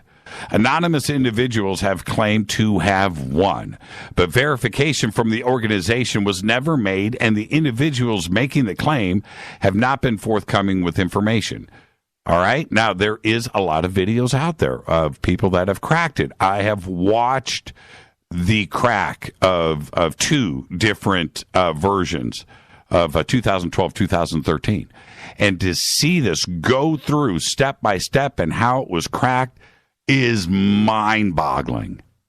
All right. Now, the clues have been from everything from the internet, telephone, like I said, music, bootable Linux CDs, digital images, the paper signs that I've been referring to, books. You have to have books. You have to be able to interpret poetry, and it's just crazy.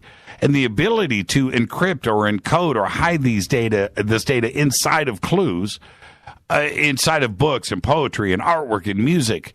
It's nuts. It's absolutely nuts.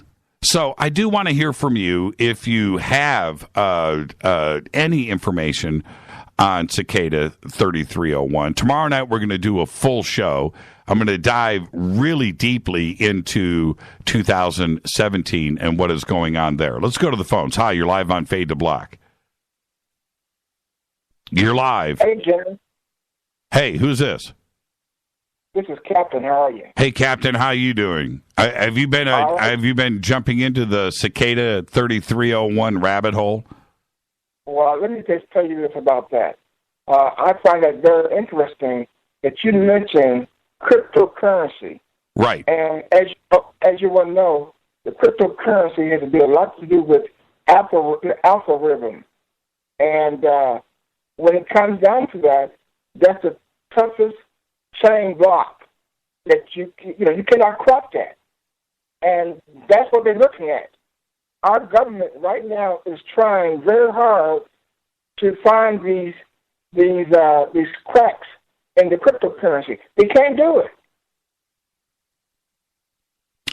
Yeah. So I find it very interesting that some of the merchants, vendors like Kroger's, are already talking about cryptocurrency. Yeah. Why is that? Well, I think that the next, because Bitcoin is, that's now closed, right? So, it's still being traded, but I'm saying there's no more expansion, right? It's done. I think the next version of cryptocurrency, of which there is a lot of it out there, trying to get to a new version of this, again, uncrackable. It's got to be secure, otherwise it's not worth anything, right? If you can crack it and create your own currency, then it's worthless, right? But the cryptographic and mathematical and technical references inside of Cicada 3301, you've got @bash, you've got book ciphers, you've got the Caesar cipher, you've got Diffie-Hellman, you've got factorization.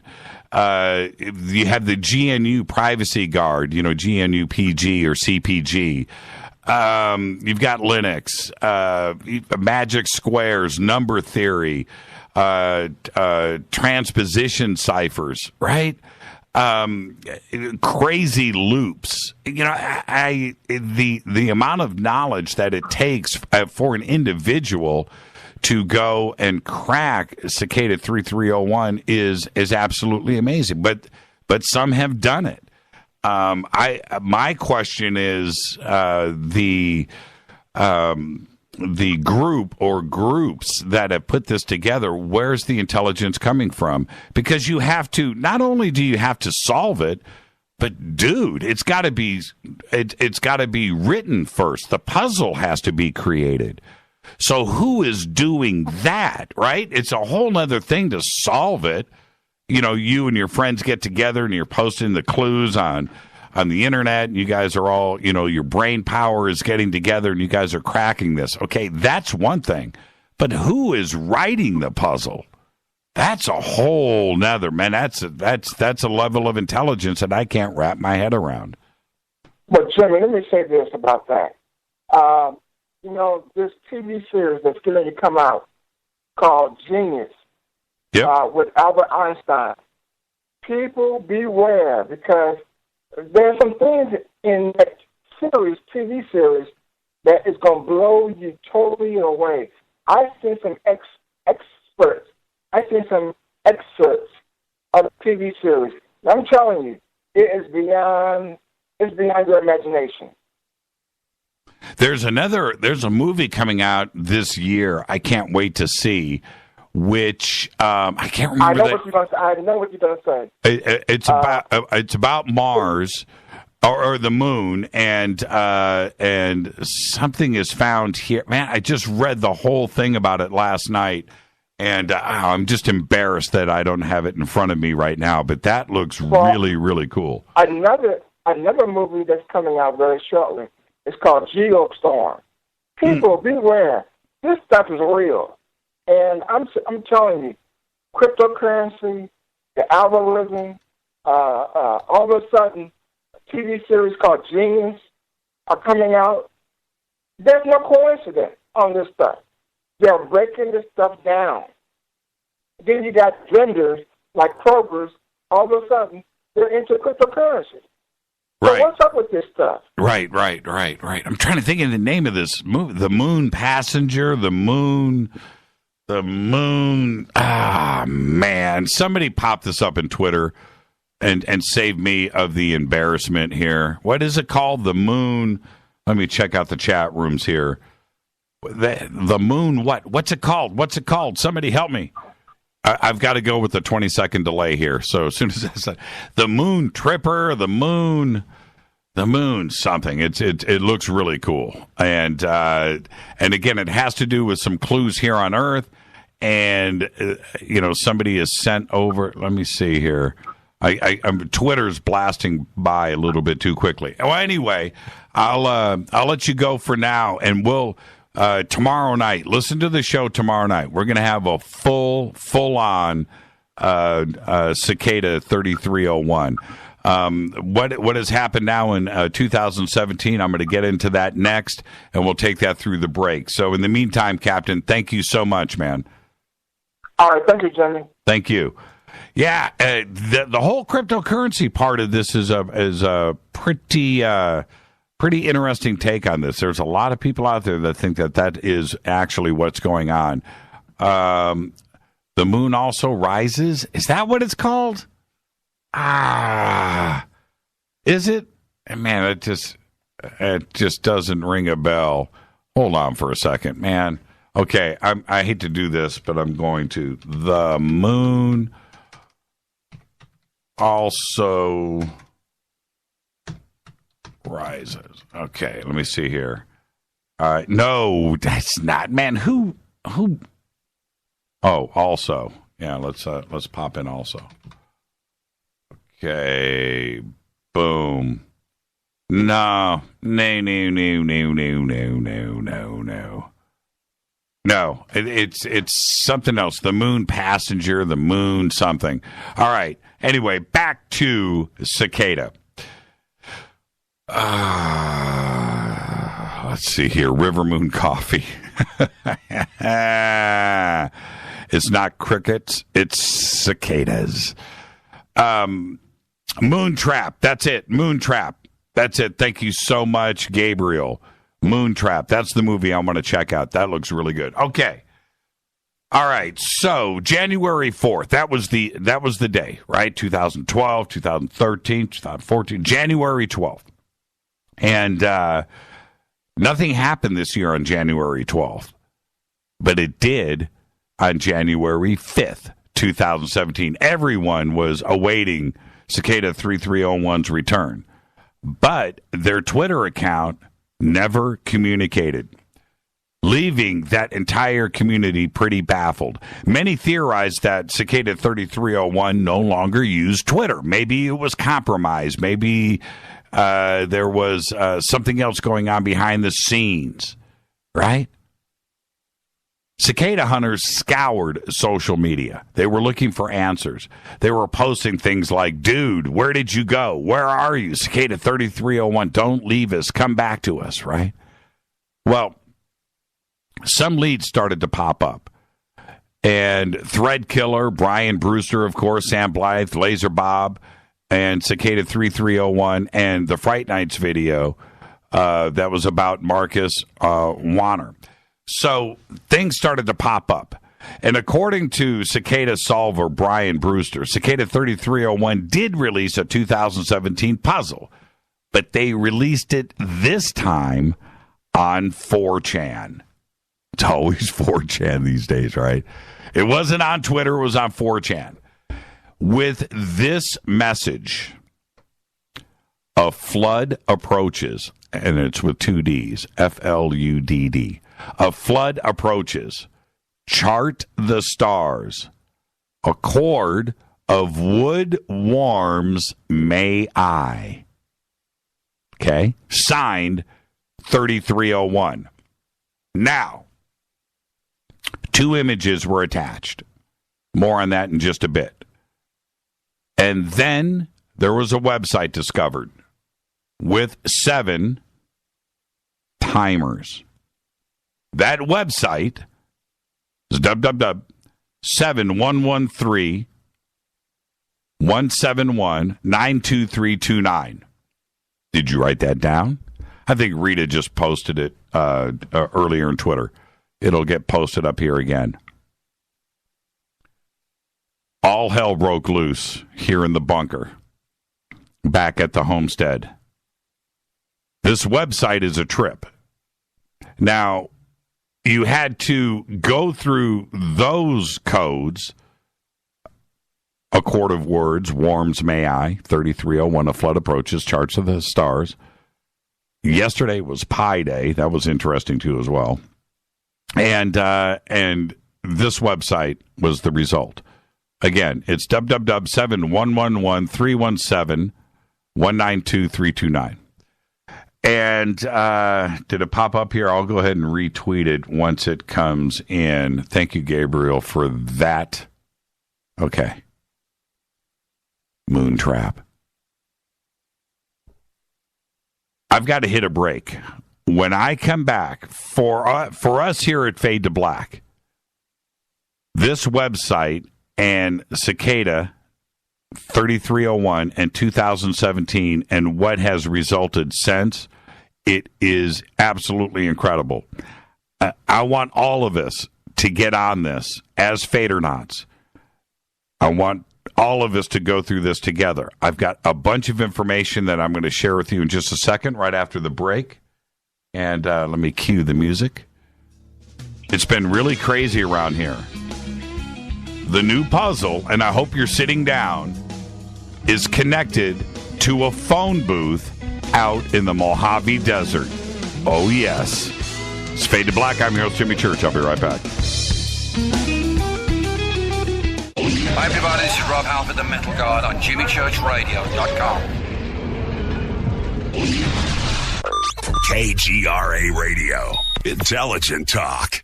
Do you know what's in your body soap? Well, I didn't know the answer until about 5 years ago when I looked at the label of my soap and was shocked to see all the chemicals. For my entire life, I had been assaulting the largest organ of my body, my skin, and to think my children were using it too. Well, a lot has changed since then. Today, my family and I operate Stone City Farms, where we make and sell all natural goat milk soap using fresh goat milk from goats we raise on our farm. Our mission at Stone City Farm is to produce high-quality, all-natural goat milk soap for people who want a fresh, unrefined, natural product. At Stone City Farms, we offer scented and unscented soaps and a signature line of gift sets customizable to your needs. To see what our customers are saying, go to StoneCityFarm.com. Use the code NATURAL for a 20% discount. That's StoneCityFarm.com, code NATURAL for 20% off your order. You never know what could be hiding in your soap. So, you love talk radio? Then you'll love TalkStreamLive.com. TalkStream Live is always on, 24/7, with the best streaming talk shows. Find your favorite talkers and discover some new ones. It's free, readily available online or on any smartphone or tablet. Finding your favorite talk shows all in one place has gotten a whole lot easier. Just go to TalkStreamLive.com. Be sure to download the free apps from Google Play or the iTunes App Store. Would you like relief from muscle pain, headaches, and discomfort to sleep better, have more energy during the day, and just feel naturally amazing? Fibromalic can help. Its blend of malic acid and magnesium can provide pain relief and comfort for those who experience fibromyalgia. It helps your body absorb more oxygen, and it works quickly for a significant reduction in pain within 48 hours, all without a prescription. Ask for Fibromalic at health and vitamin shops or shop fibromalic.com. Did you know that when you're on the road with limited data or Wi-Fi available, you can still listen to every minute of Fade to Black by just calling 605-562-4482. No smartphone, app, or internet needed. It saves your data plan and no extra cost if you have unlimited minutes. Just call 605-562-4482. You can listen to me, Jimmy Church, on any phone, anytime, anywhere. Go Beckley Tappy.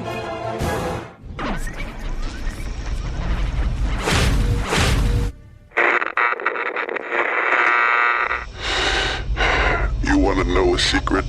I love ponies. I really love ponies. I'm serious.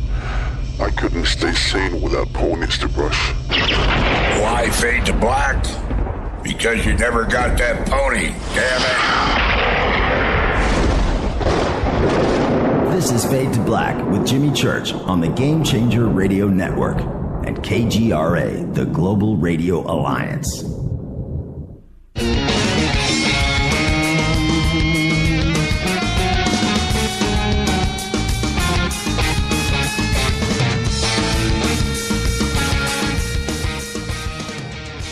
All right, welcome back. Fade to Black.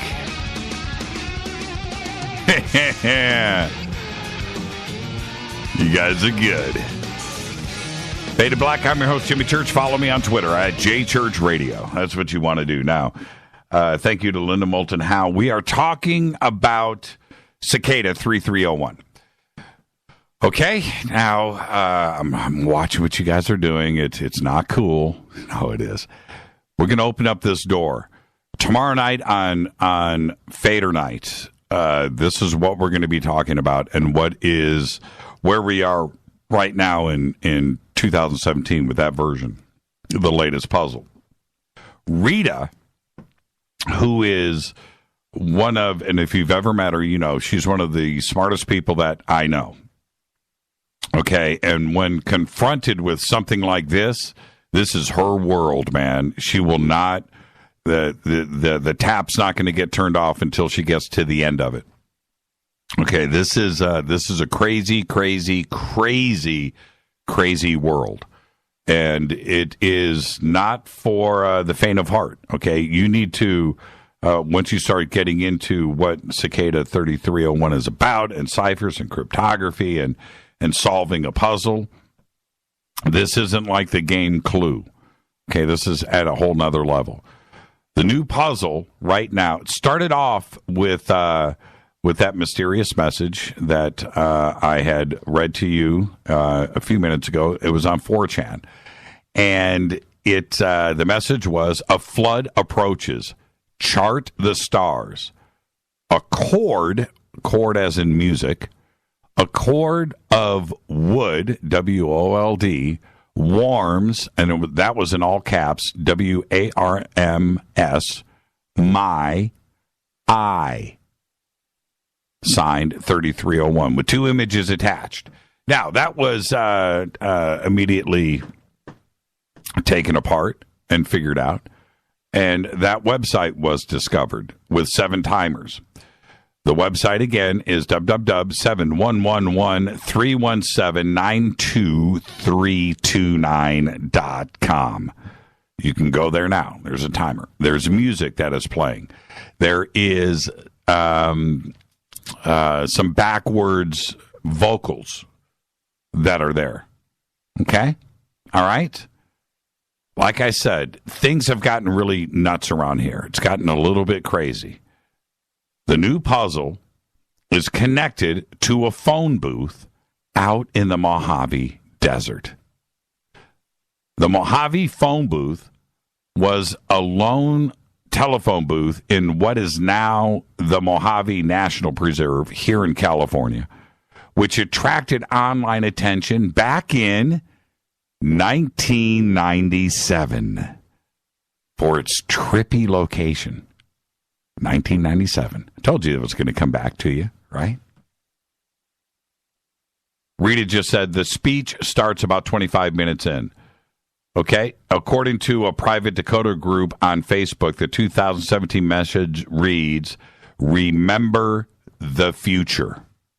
Now, more on this Facebook group in just a second. Pretty interesting. The phone booth was installed in the 1960s. The booth was 8 miles from the nearest paved road, 15 miles from the nearest numbered highway, and miles away from any buildings. It's just a phone booth sitting in the middle of the Mojave Desert.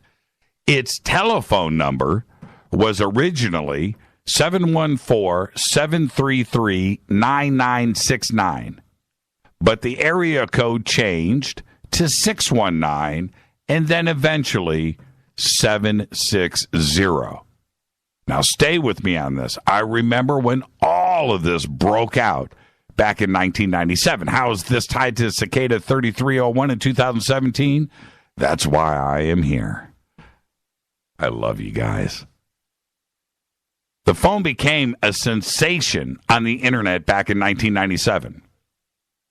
I'll never forget hearing about it. A Los Angeles man spotted a telephone icon, right? Little telephone icon on a map of the Mojave. He sees it out in the middle of the desert. Why is there a telephone icon on this map? So he decides to jump in his car and go and find this thing and visit it. He wrote a letter about his adventure, about finding the icon on the thing and everything that he went through to go and find this telephone booth, to an underground magazine, and included, at that time, the telephone booth's phone number, the 714-733-9969. Godfrey Daniels comes into the picture. He's a local computer entrepreneur. He read the letter, and he started the first of several websites devoted to the Mojave telephone booth. Remember that. Now, this is where things really get interesting, because several callers and fans, it got out of control. People started calling the telephone booth. Some started to get into cars and go out to, plan trips to go out to the booth and find it. And some were going out there to answer phone calls. Some went out and I think you've heard me mention this on the show maybe 3 years ago when I first started talking about this. It was a fascinating time, right? It was crazy. This mysterious, it reminded me of, and especially back then in 1997, it reminded me of the black mailbox, right? Area 51. Same thing. Right, this mysterious phone booth, and people started planning these road trips. They started camping, right? It became this thing. Several people went out and started recording phone calls of their conversations from people that would call the phone booth from all around the world. Over time, this phone booth was just covered with graffiti left from people that were visiting.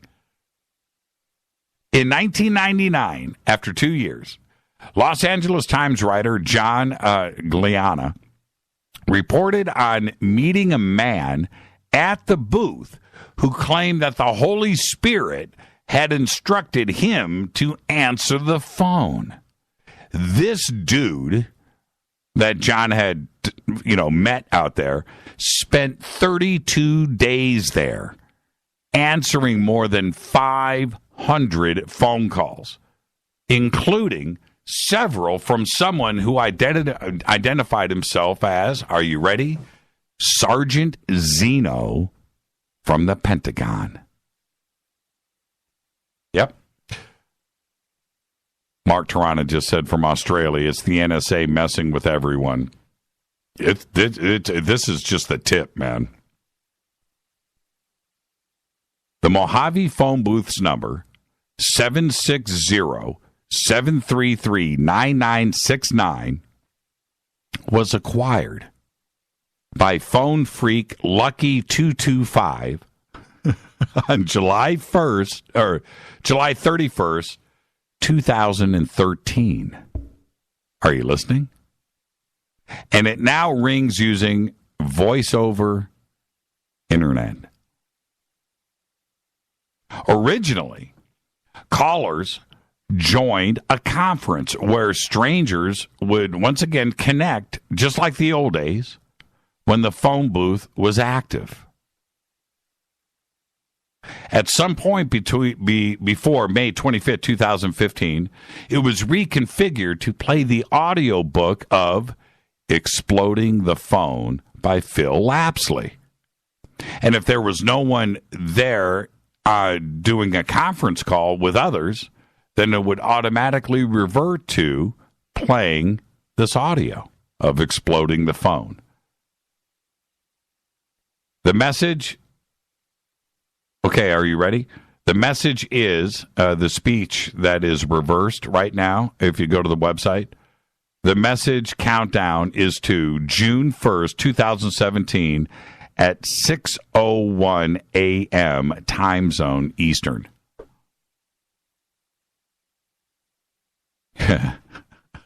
T-Booth just said, if you solve this puzzle, bye-bye.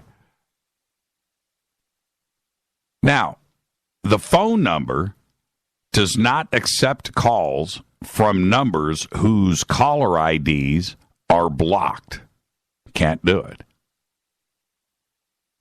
IRC over SMS was added for DEF CON 22 and is currently still working as well. One can send an SMS with subscribe alias to 760-733-9969 to join the group SMS chat. I'm not joking about this. Now, I am encouraging everybody to get in on the action. Okay? Now, don't forget, dub 711-131-719-2329. That is the website. Have we got that up here in Twitter? I'll retweet it now. That is the website. So somebody tweet it for me so I can retweet. I'm not going to type it in. 3301 in end of time. Yeah, okay, IPD. Keep going. It's much deeper than that, though. It's much deeper. All right, so here we go. A group on Facebook's busiest cicada page put together some interesting research on the puzzle, NFG Cicada 3301 research. Now, and this is conducted by Sam Blythe and Francis Froggy. And some of the things that they have discovered on the new puzzle, thank you for the Mojave phone booth pictures. Boom, done. Actually, I'm going to blow that up. There it is. There it is. Thank you, K28. There it is. Look at the graffiti. There it is. Pacific Bell. The phone booth sits by itself in the middle of the Mojave Desert. Is that trippy? Thank you for that. If you convert 7111317192329 to letters via Gematria Primus, you get Orcgwin. ORCGWHN. Now, kind of random, I know, right? But, and it is, if you think about it, it's ORCGWHN. Here, I'm going to pop this in Twitter for you. This is what it converts to. ORCGWHN. All right? Now, for all of you out there, what does that mean to you? Look at it. There it is in Twitter. ORCGWHN. I'll pop this in the ORC. This is for the GWHN. There it is. I put it in the chat room. What does that say to you? Come on. Come on, cryptographers.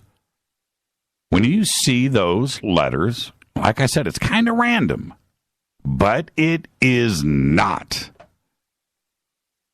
This is the next stage in the puzzle. Orc being what? ORC. Orc, right? An evil spirit. Also, Lord of the Rings, right? GWHN. Is that a reference to Gwen Apnud? Right? And the what? Follow me on this. Come on, you got to go with me. The Wild Hunt. Odin leads the Norse. Odin has one eye and is part raven and part wolf. The second line has major importance here. Chart the stars. A cord of wood warms my eye. The letter I, not E-Y-E, the letter I. Think about it, okay? This line implies that we must use astronomy as the reference. All right, I'm looking at you guys starting to get into this. Man, look at you guys. Bam, bam, bam, bam, bam, bam, bam, bam, bam.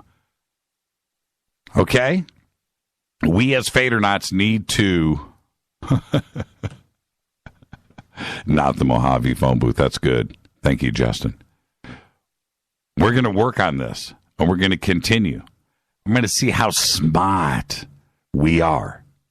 Because this line implies that we must use astronomy. Chords, music, Fadernauts. So now we have astronomy. We have chords. With all of us putting our brains together, we're going to get to the bottom of it. We're going to get through Cicada 2017 3301 together. Chords are three notes that make a harmony and possess a hopeful tone. Using the tone of chords and the astronomy focuses, you get the answer.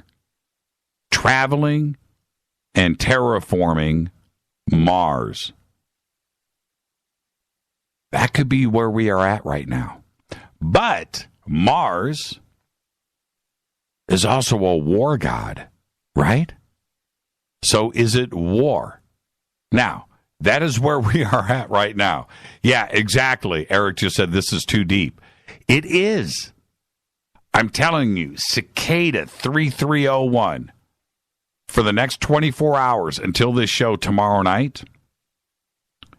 All of you, you need to jump down this rabbit hole with me. You need to go to the website. You need to check this out. When it comes to this, the NSA, obviously, and I think the CIA is involved with it too, are looking for those that can pick this apart. I don't think it's a loose group of friends around the net. The fact that Tor is involved, literally, for all of this, I've got some video links. I'll post it up after the show tonight. I'll post them up in Twitter. As you are unraveling these different puzzles, you literally had to go and download the Onion router. You had to download Tor. You had to have figured out up to that point why you had to go to Tor. Now you've got hidden websites. You've got to be able to do that and get into that. It is nuts. The depth and the knowledge that is there. The other part,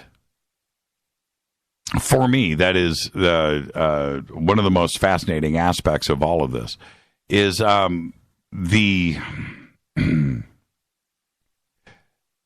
websites themselves Everything that you go and do right now, all of those websites, you cannot find out who owns them.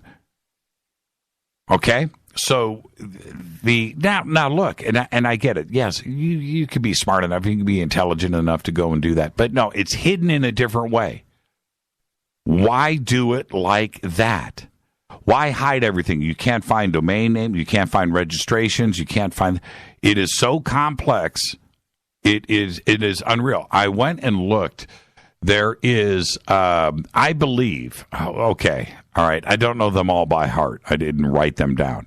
But I believe you have Australia, New Zealand, Japan, Washington, not D.C., Washington, 2 locations up in Washington State, the UK, different locations around the world that you had to go to physically to go up and look and scan these flyers that are posted, and they have the cicada logo on it, and then they have a barcode, and you have to scan that barcode for the next clue.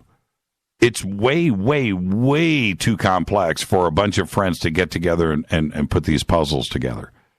The other thing that I started to touch upon earlier, on the previous puzzle, you literally had to know music. You had to know music, and then not only you had to have the ears. That's the clue I was searching for. You had to be able to listen to this music and with your ears and notice that it was two different songs that were playing at the same time. I've listened to it, and when you listen to it as it's you wouldn't. Somebody that isn't musical wouldn't hear anything at all.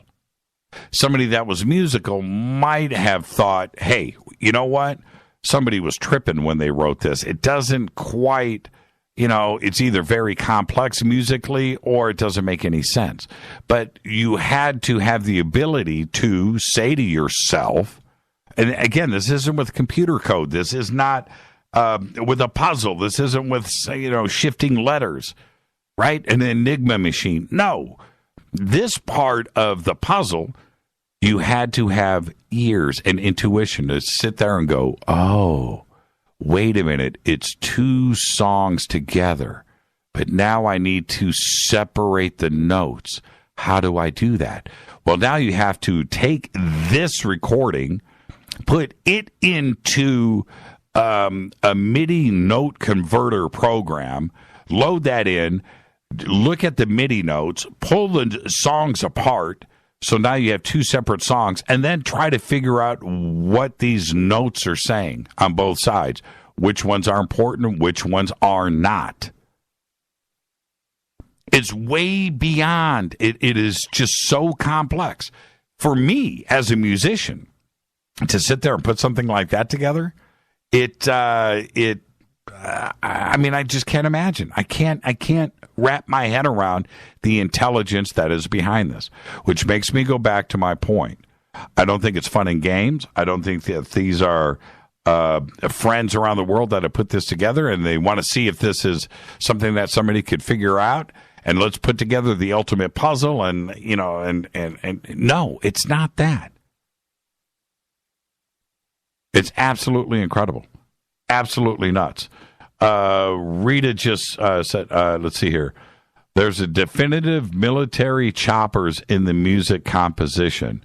Now, that's interesting, too, as well. Going back to war. Now, who here, I've ignored the phone lines. I apologize for that. 323-825-5045. 323-825-5045. Who here has gone to the website?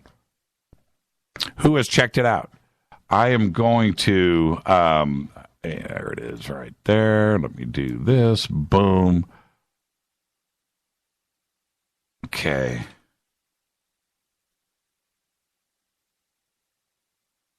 Sorry for the silence. Oh, I just messed that up. I'm just going to go to the website really quick, and the reason why is this. Okay. I didn't have the website up in front of me. I didn't want to do it during the show. It's such a distraction. Okay, so when you go to the website, 71113-171-92329, go to the website. Down at the bottom is the cicada. Significance there, right, for a lot of different reasons, but it surfaces every so many years. Different. It depends on what species of cicada. You have that. Along the top, you have a totally crazy cipher going across the top. And circumferences shed on pi 116. This is what it says here. 11677167711567235931167. The countdown timer is going backwards right now. It's at 77:06, 34, 47, 46, 45 seconds, 44 going backwards. And that's all you've got with this.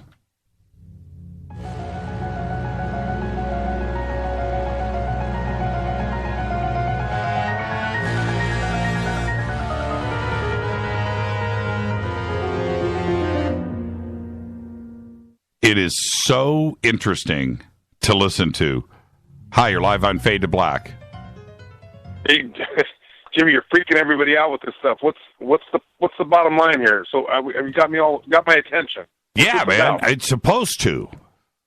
Well, give me like the Reader's Digest, because you got so much knowledge that I can't absorb it all in this short period of time. Well, you're supposed to not be able to absorb it. Okay, I'm going to do my homework, but tell me what to study. What am I looking for here? The entire globe, Eric, does not know. Nobody knows. Nobody. The only person that knows right now is whoever has created this. But as far as the rest of the known world goes, all 7.5 billion of us, nobody knows. Nobody. It's an enigma. Now, why is this so important right now, though? That's what I want to try to understand. Wait, there's a countdown timer, dude. Have you been to the website?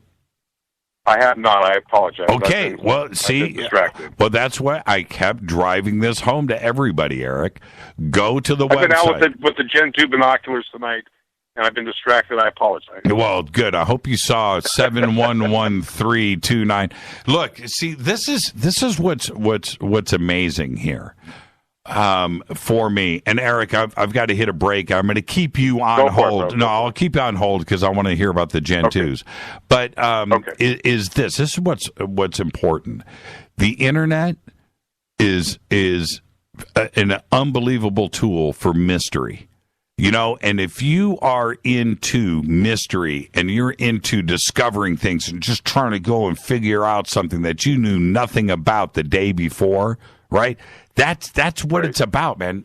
I love it. And here we have Cicada 3301, the 2017 version of it, which goes back to one of the original internet mysteries of all, which was the Mojave phone booth. And I will never forget, back in 97, man, 97, and I was looking at the pictures of the Mojave phone booth, and I was reading the original articles and the letters and what a mystery it was. To have it turn around and come back and haunt me again so many years later, to me, is mind-blowing. This is just awesome stuff. So just stay right there, Eric. I got to take a break. All right, stay right there. I will. Okay. Hey, and one thing, every click is a rabbit hole. That's what I'm talking about. This is Fade to Black. I'm your host, Jimmy Church. We're talking about Cicada 3301, the 2017 version. It's an amazing mystery. It's an enigma. I'm your host, Jimmy Church. I'll be right back.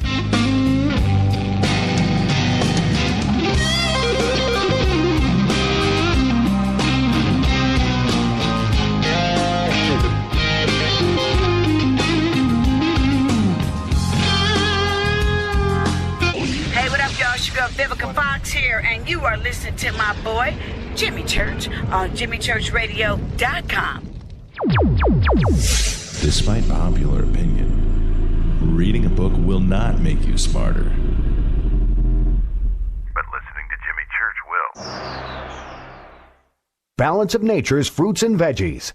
I had gout in both my knees, and it's gone. Well, I'm pretty stupid. I should have ordered it 15 years ago. Best thing I ever got in my... It's the most effective product that I've ever bought in my life. He had eczema on his hand, and it cracked for years. He did anything from doctor, every cream, everything. And 3 months on the veggies and fruit, it was gone. They're just awesome. They keep asking me, what am I doing? I told them what I did with my cholesterol. I had the blood test, right? And it went down 100 points. 262, now it's 162. Everything is just perfect. Call now to find out how to get your free month's supply of Balance of Nature. Call 800-2468-751. That's 800-2468-751. Call now, 800-2468-751. Or go online to balanceofnature.com. Use promo code TSL. Would odors, mold, and mildew describe your basement or crawl space? It doesn't have to be that way. Transform them into a fresh, healthy, usable one with the technologically advanced Wave Moisture Control Units. The computerized operation maximizes moisture control and also expels harmful radon, combustion gases, and numerous other pollutants. Dehumidifiers are old technology that do nothing for air quality and waste energy. Wave units are intelligent, self-monitoring, do not need maintenance, and will save you hundreds in electricity. Wave units are still running effectively over 15 years. They've been tested and installed in public and military housing and by property managers nationwide. Buy a unit now, and if your home is not fresher and drier, you can return it for a full refund for up to 12 months. What have you got to lose? Call now. 1-888-618-WAVE. 1-888-618-WAVE. Or visit mydryhome.com. That's mydryhome.com. Wave Home Solutions for a healthy, comfortable home. What's up, Fadernauts? Studio Dome loves Fade to Black and the F2B audience so much that they have put together the ultimate stereo Bluetooth system. They've done it just for you. Man, check this out. The Studio Dome SBB2 stereo system is here. It's featuring 2 Studio Boombox 2 SBB2 wireless Bluetooth speakers, packed in its own custom hardshell case. This Studio Dome system features the very latest in stereo Bluetooth technology. The 2 full-range boomboxes are in true wireless stereo. You've got to hear this. It's amazing. It's just $129, and use the promo code JCRTWS, and you'll also get free shipping. It's simple. Just go to jimmychurchradio.com, click on the Studio Dome banner. Go Beckley Teppy. This is Kristen, Erica, Brittany, Gabby, and you're listening to JimmyChurchRadio.com. It's not a lifestyle we chose. We were born this way. KGRARadio.com.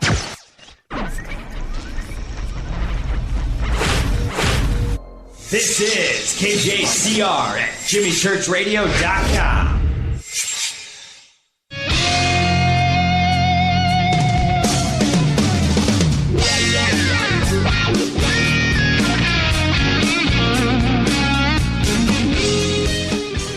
Welcome back, Fade to Black. I'm your host, Jimmy Church. I want to thank Linda Moulton Howe for coming in tonight and congratulate her on her award, and great presentation out there and the audience and everything out there in Manchester. And right now we are talking about Cicada 3301. I've just posted up in Twitter. There you go. There's the website. You can click on it. And it all starts here. Man, Eric, I'm telling you, man, when you are going to have one long night. And now what you need to do with Cicada 3301, and I should just go ahead and put this up here for everybody.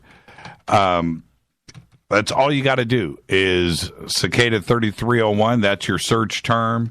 And good luck with that, man. And just go and jump down this rabbit hole.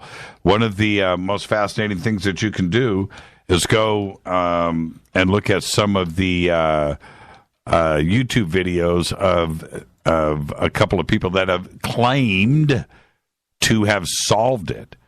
And just go and look. And this is not what I meant is, I want to drive this home. This isn't something that you just go and answer one question in one night and you figure it out and you're all done. No. This crosses international borders and timelines, and like I said, it involves music, it involves cryptography, it involves imaging, it involves the ability to steer through Tor.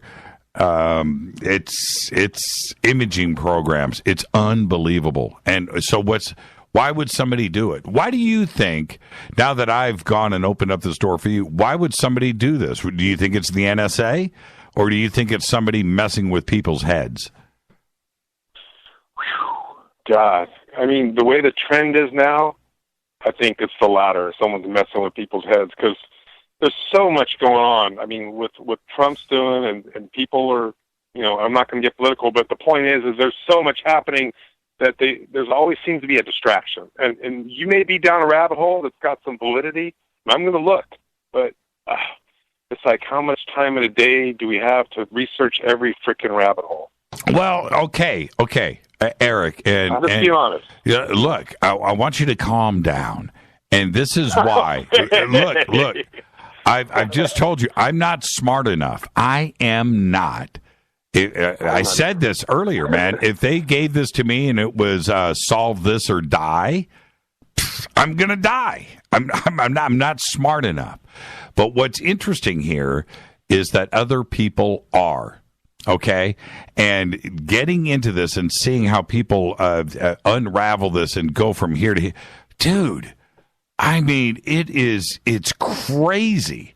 Now, the flip side is, you and I may not be, but go and research who is smart enough, because as crazy as it sounds, there are people out there that are not only smart enough to figure this out, but they do figure it out. And that who is being drawn in, that's what they want. They want those people. Right? Now think about this. Now, Eric, take it to the next step. You are one of those that is clever enough and intelligent enough that has all of the resources, whether it's music, art, cryptography, math, physics, right? Knowledge of the arts and painting and poetry. And you have all of those ingredients wrapped up into one. You're also a geek, right? But you have all of these things wrapped up. Now you go and solve the puzzle, and whatever is at the end of this rainbow, right? And now you are the last thing, and I don't know what it is. I don't. I'm not going to pretend that I do. But let's just say that the last step is you going through Super Muser just posted, I'll figure it out. I hope that you do. And we're going to do this together as Fadernauts. But you've done it. And now you are somewhere on the deep web, and you are now at some hidden website, and you enter in and you meet whoever it is that you need to meet. What is that conversation? You're going to find out who and what, and now, after that, are you going to come out of that room and tell us about it? You know what? Hell no. You are not. You are not. Think about this. No, you are now. You are in a very, very, very special class of people, right? And that's it. Think about that. So no, we're not going to know for real. I don't think, man. This sounds like a question for a 33-degree Mason. Oh no, it's way beyond that, man. Way beyond that. Now, we're see. Going deep. Oh, wow, man. This is. I'm telling you. After the show tonight, just go and surf and have your fun. Okay, so before we run out of time, and I've got calls on hold too as well. I'm not going to cut you off. How are those Gen 2s treating you? I love the Gen 2s. If you're not worried about spending money, then get the Gen 3s. Yes, definitely. But if you don't really care how perfect it is, but it's still damn good.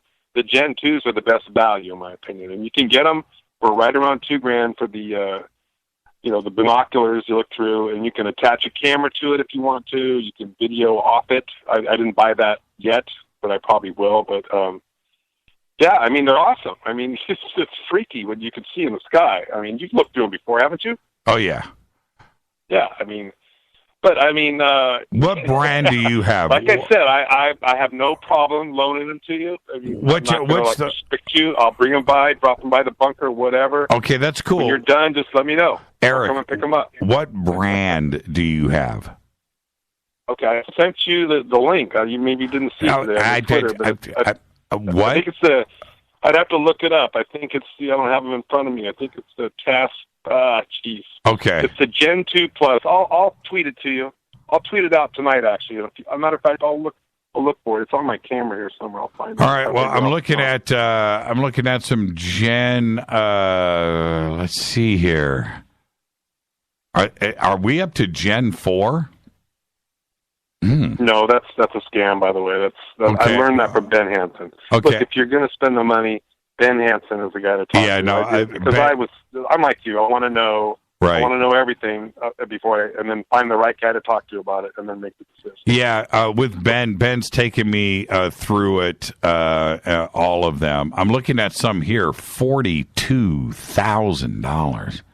Oh well, shit! We're in a whole other universe now. Man, You're going to view the multiverse and the omniverse then, not right. just the sky. Wow. Okay, here's what I got. I've got the PBC or PBS 7 UFO Area 51 Gen 2 Plus Elite NV goggles, and he told me this is like the top of the line in the 2s, and then of course the 3s you can get in the green or the white now. Mm-hmm. And if the white is very bright, the green, I kind of like the green because there's more contrast. But I saw the same things with the 2s that I did with the 3s. Like I said before, just not quite as super sharp, but it's sharp. I mean, if there's an alien spacecraft or whatever out there, you're going to see it with the 2 or the 3, either way. Right. Well, it looks like the Gen 3s, which I'm looking at here, go from, it's about $3,500. Right. About $3,500. I think could have got you like $3,150 or something like that at the show there at the UFO Congress. Ben had them out there on the table.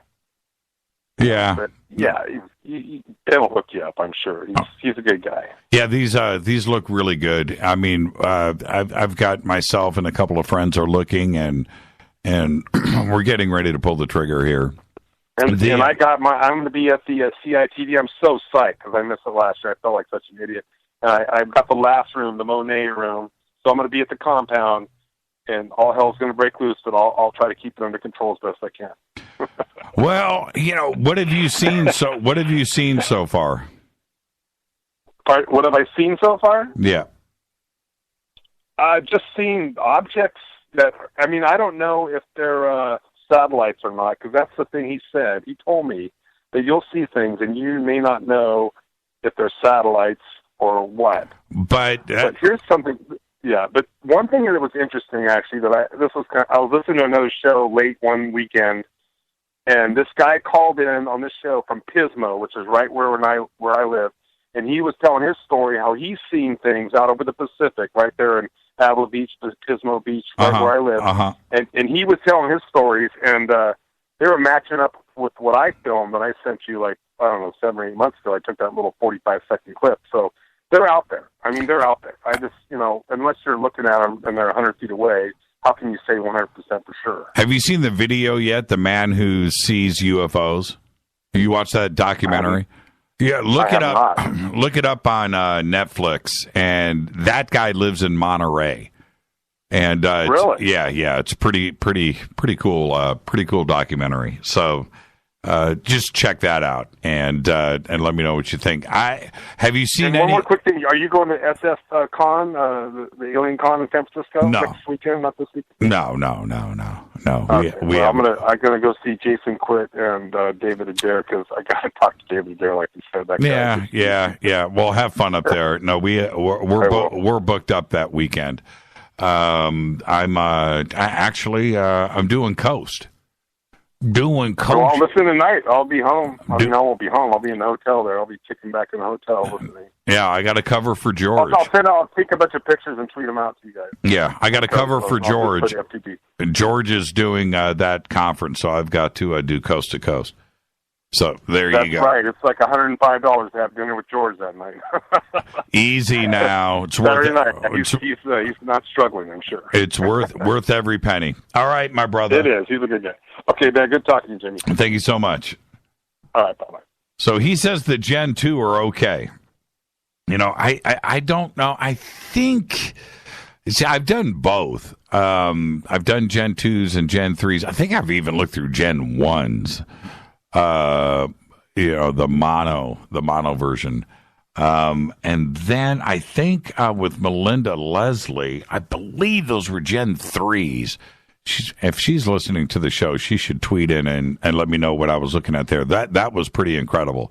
And then the second night, I think we were doing Gen 2.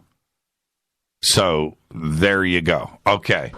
All right. Where am I? What was I just talking about? I can't even remember now. Oh. Okay. So what I have done here is I just posted up the website, okay, for Cicada. What I would like for Faded Black is offline. No, it isn't. No, it is not, Kendra. Faded Black is not offline. Okay. I posted it. So everybody go to Cicada tonight, 3301. Tomorrow night on Fader night, I want to start to have everybody pull the stuff apart. If you don't, if you find a roadblock, all right, it's okay to go on YouTube and look at the videos. But one of the things that Cicada was upset about, and this is where I'm going, was that people were sharing too much information on the net, and that they want individual puzzle solvers to get this done on their own. Okay, that is part of it. So think about that. I want independent thinkers. I want all of you to. What I am saying is, with the Fader knots, we can get this figured out. Okay, all right. Go back to the phones. Hi, you're live on Fade to Black. Hey there, this is Kendra from Ventura. You were just posting that we're offline. We're not offline. For me, you are. This is so bizarre. Huh. It went dead and then came back, and then I looked on the website where you have the graph, and that was white, all blank. And then it just started playing from the beginning of the show for me.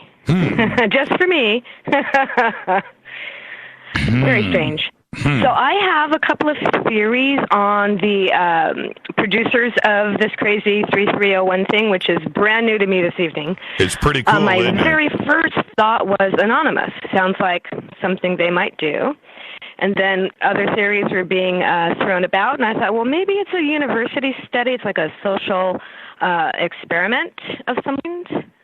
So those are my two theories on what this might be, if it's not, NSA or CIA or any of the alphabet groups. So what do you think about that? I think it's NSA. Yeah? Yeah, I think it's NSA. Just trying to recruit? Yep. I really do. I really do. Now, wow. if it's not the NSA, if we take NSA off of the table, which... I'm not, man, I go with my gut. My gut says it's NSA, right? They have the resources to do this. They have the cryptographers in the background that, as big as the NSA is, you have to stop and think about, they would have somebody that could throw in the musical element. They would have somebody to throw in the poetry element. They would have somebody to throw in the ancient Roman cryptography. They would have somebody in there for each, stage of this game. And they have the ability to go international. And, there's cost and stuff that is involved with that too as well. So, and then you've got to throw in the internet side and Tor and websites and staying remaining hidden. Now, that doesn't mean it couldn't be somebody else. Now, what if it would be somebody like the Cabal or the Illuminati? Well, now you have the international abilities, you have endless resources and money, and you have all of the different brain powers that would be there. You would have the musical expert and so forth on art and poetry. So there's that. But what I just don't think, I really don't, is that it is a clandestine group of friends, that, just some loose organization of friends that is having fun. No. Yeah, that seems too extreme for that sort of thing. But as a rejoinder, may I present a counter concept that Anonymous would also be able to move in all of those different areas as well, internationally and in tour and so on and so forth, music, so forth. Or a university could also, have all those different categories of coding, as it were. So just saying. And here's another question: how will we ever really know? Right? But that's what I said to Eric. Okay, I'm going to address both of your points. Number one, if it's a university, why? Social experiment? Then wouldn't they announce what would be at the end of the rainbow? A kick-ass scholarship, right? So what's at the end of the rainbow? I don't know, or maybe just to see how people behave doing this kind of thing and how deep they're willing to go and how far they're willing to go to chase, the rabbit down the hole. Right, but wouldn't a college have to disclose the said social experiment? Isn't there government funding involved and public money involved as well as private? But you would have to... Exactly, and there's a whole lot of private, secret stuff going on in academia, as we all know, big time. Yeah. With the military. So it could be some kind of, a dual... or a coalition, as it were, of university, social experiment with maybe the NSA. On the other side of the coin, it could be anonymous, just maybe with some sort of end result or trying to get this message across, and not have NSA able to follow maybe. I don't know, because they're using things like on flyers on a telephone pole or that kind of thing. I don't know. That doesn't sound very NSA to me, but that sounds more anonymous style, and the music stuff. This is brand new to me tonight, just like whatever my gut's telling me. My very first thought was, ooh, anonymous. Came right into my head. So who knows? But I have a real important question, Jimmy. Mm-hmm. What is, again, and slowly, is the phone booth number in Mojave? I want to call that number. Oh, okay. All right. I will actually get these posted up in Twitter, too. That's a really good, let's see here. All right. Okay. Okay. It is 760 733 9969. 9969? Yeah, I'm going to go. Oh, man, I just. Let me read this back. 607339969. 760-733-9969. I'm posting it now in Twitter. And okay, I'm going to number all through tomorrow because I work from home, and I can do that and see if I can give a report back tomorrow night during call-in time. And speaking of call-in, by the way, I don't know if this happens for anyone else.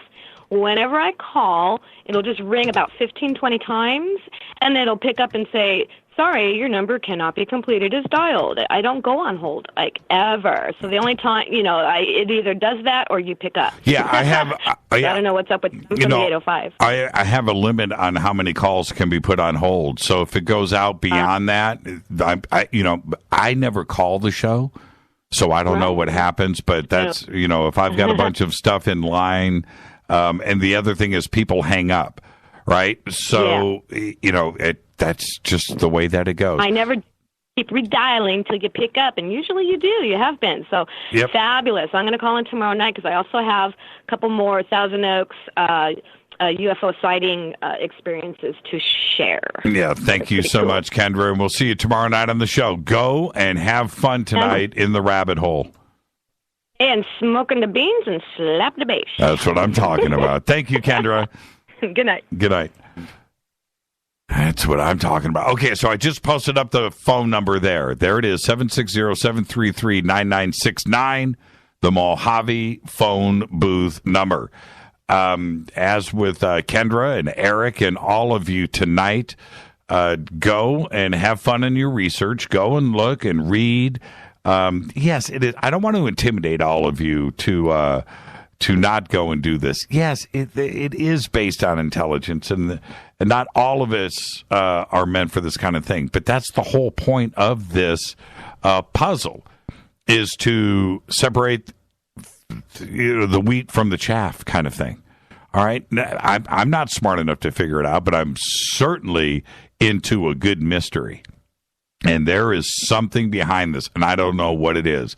The second part of her question was, would we find out, who is behind this? You know what? I'm telling you right now, if you solve this puzzle, if you are one of the few on planet Earth that figures it out, and you go to wherever this thing is going to lead you, I said it would be some deep web website, but it could be a crazy, it could be a restaurant in Manhattan.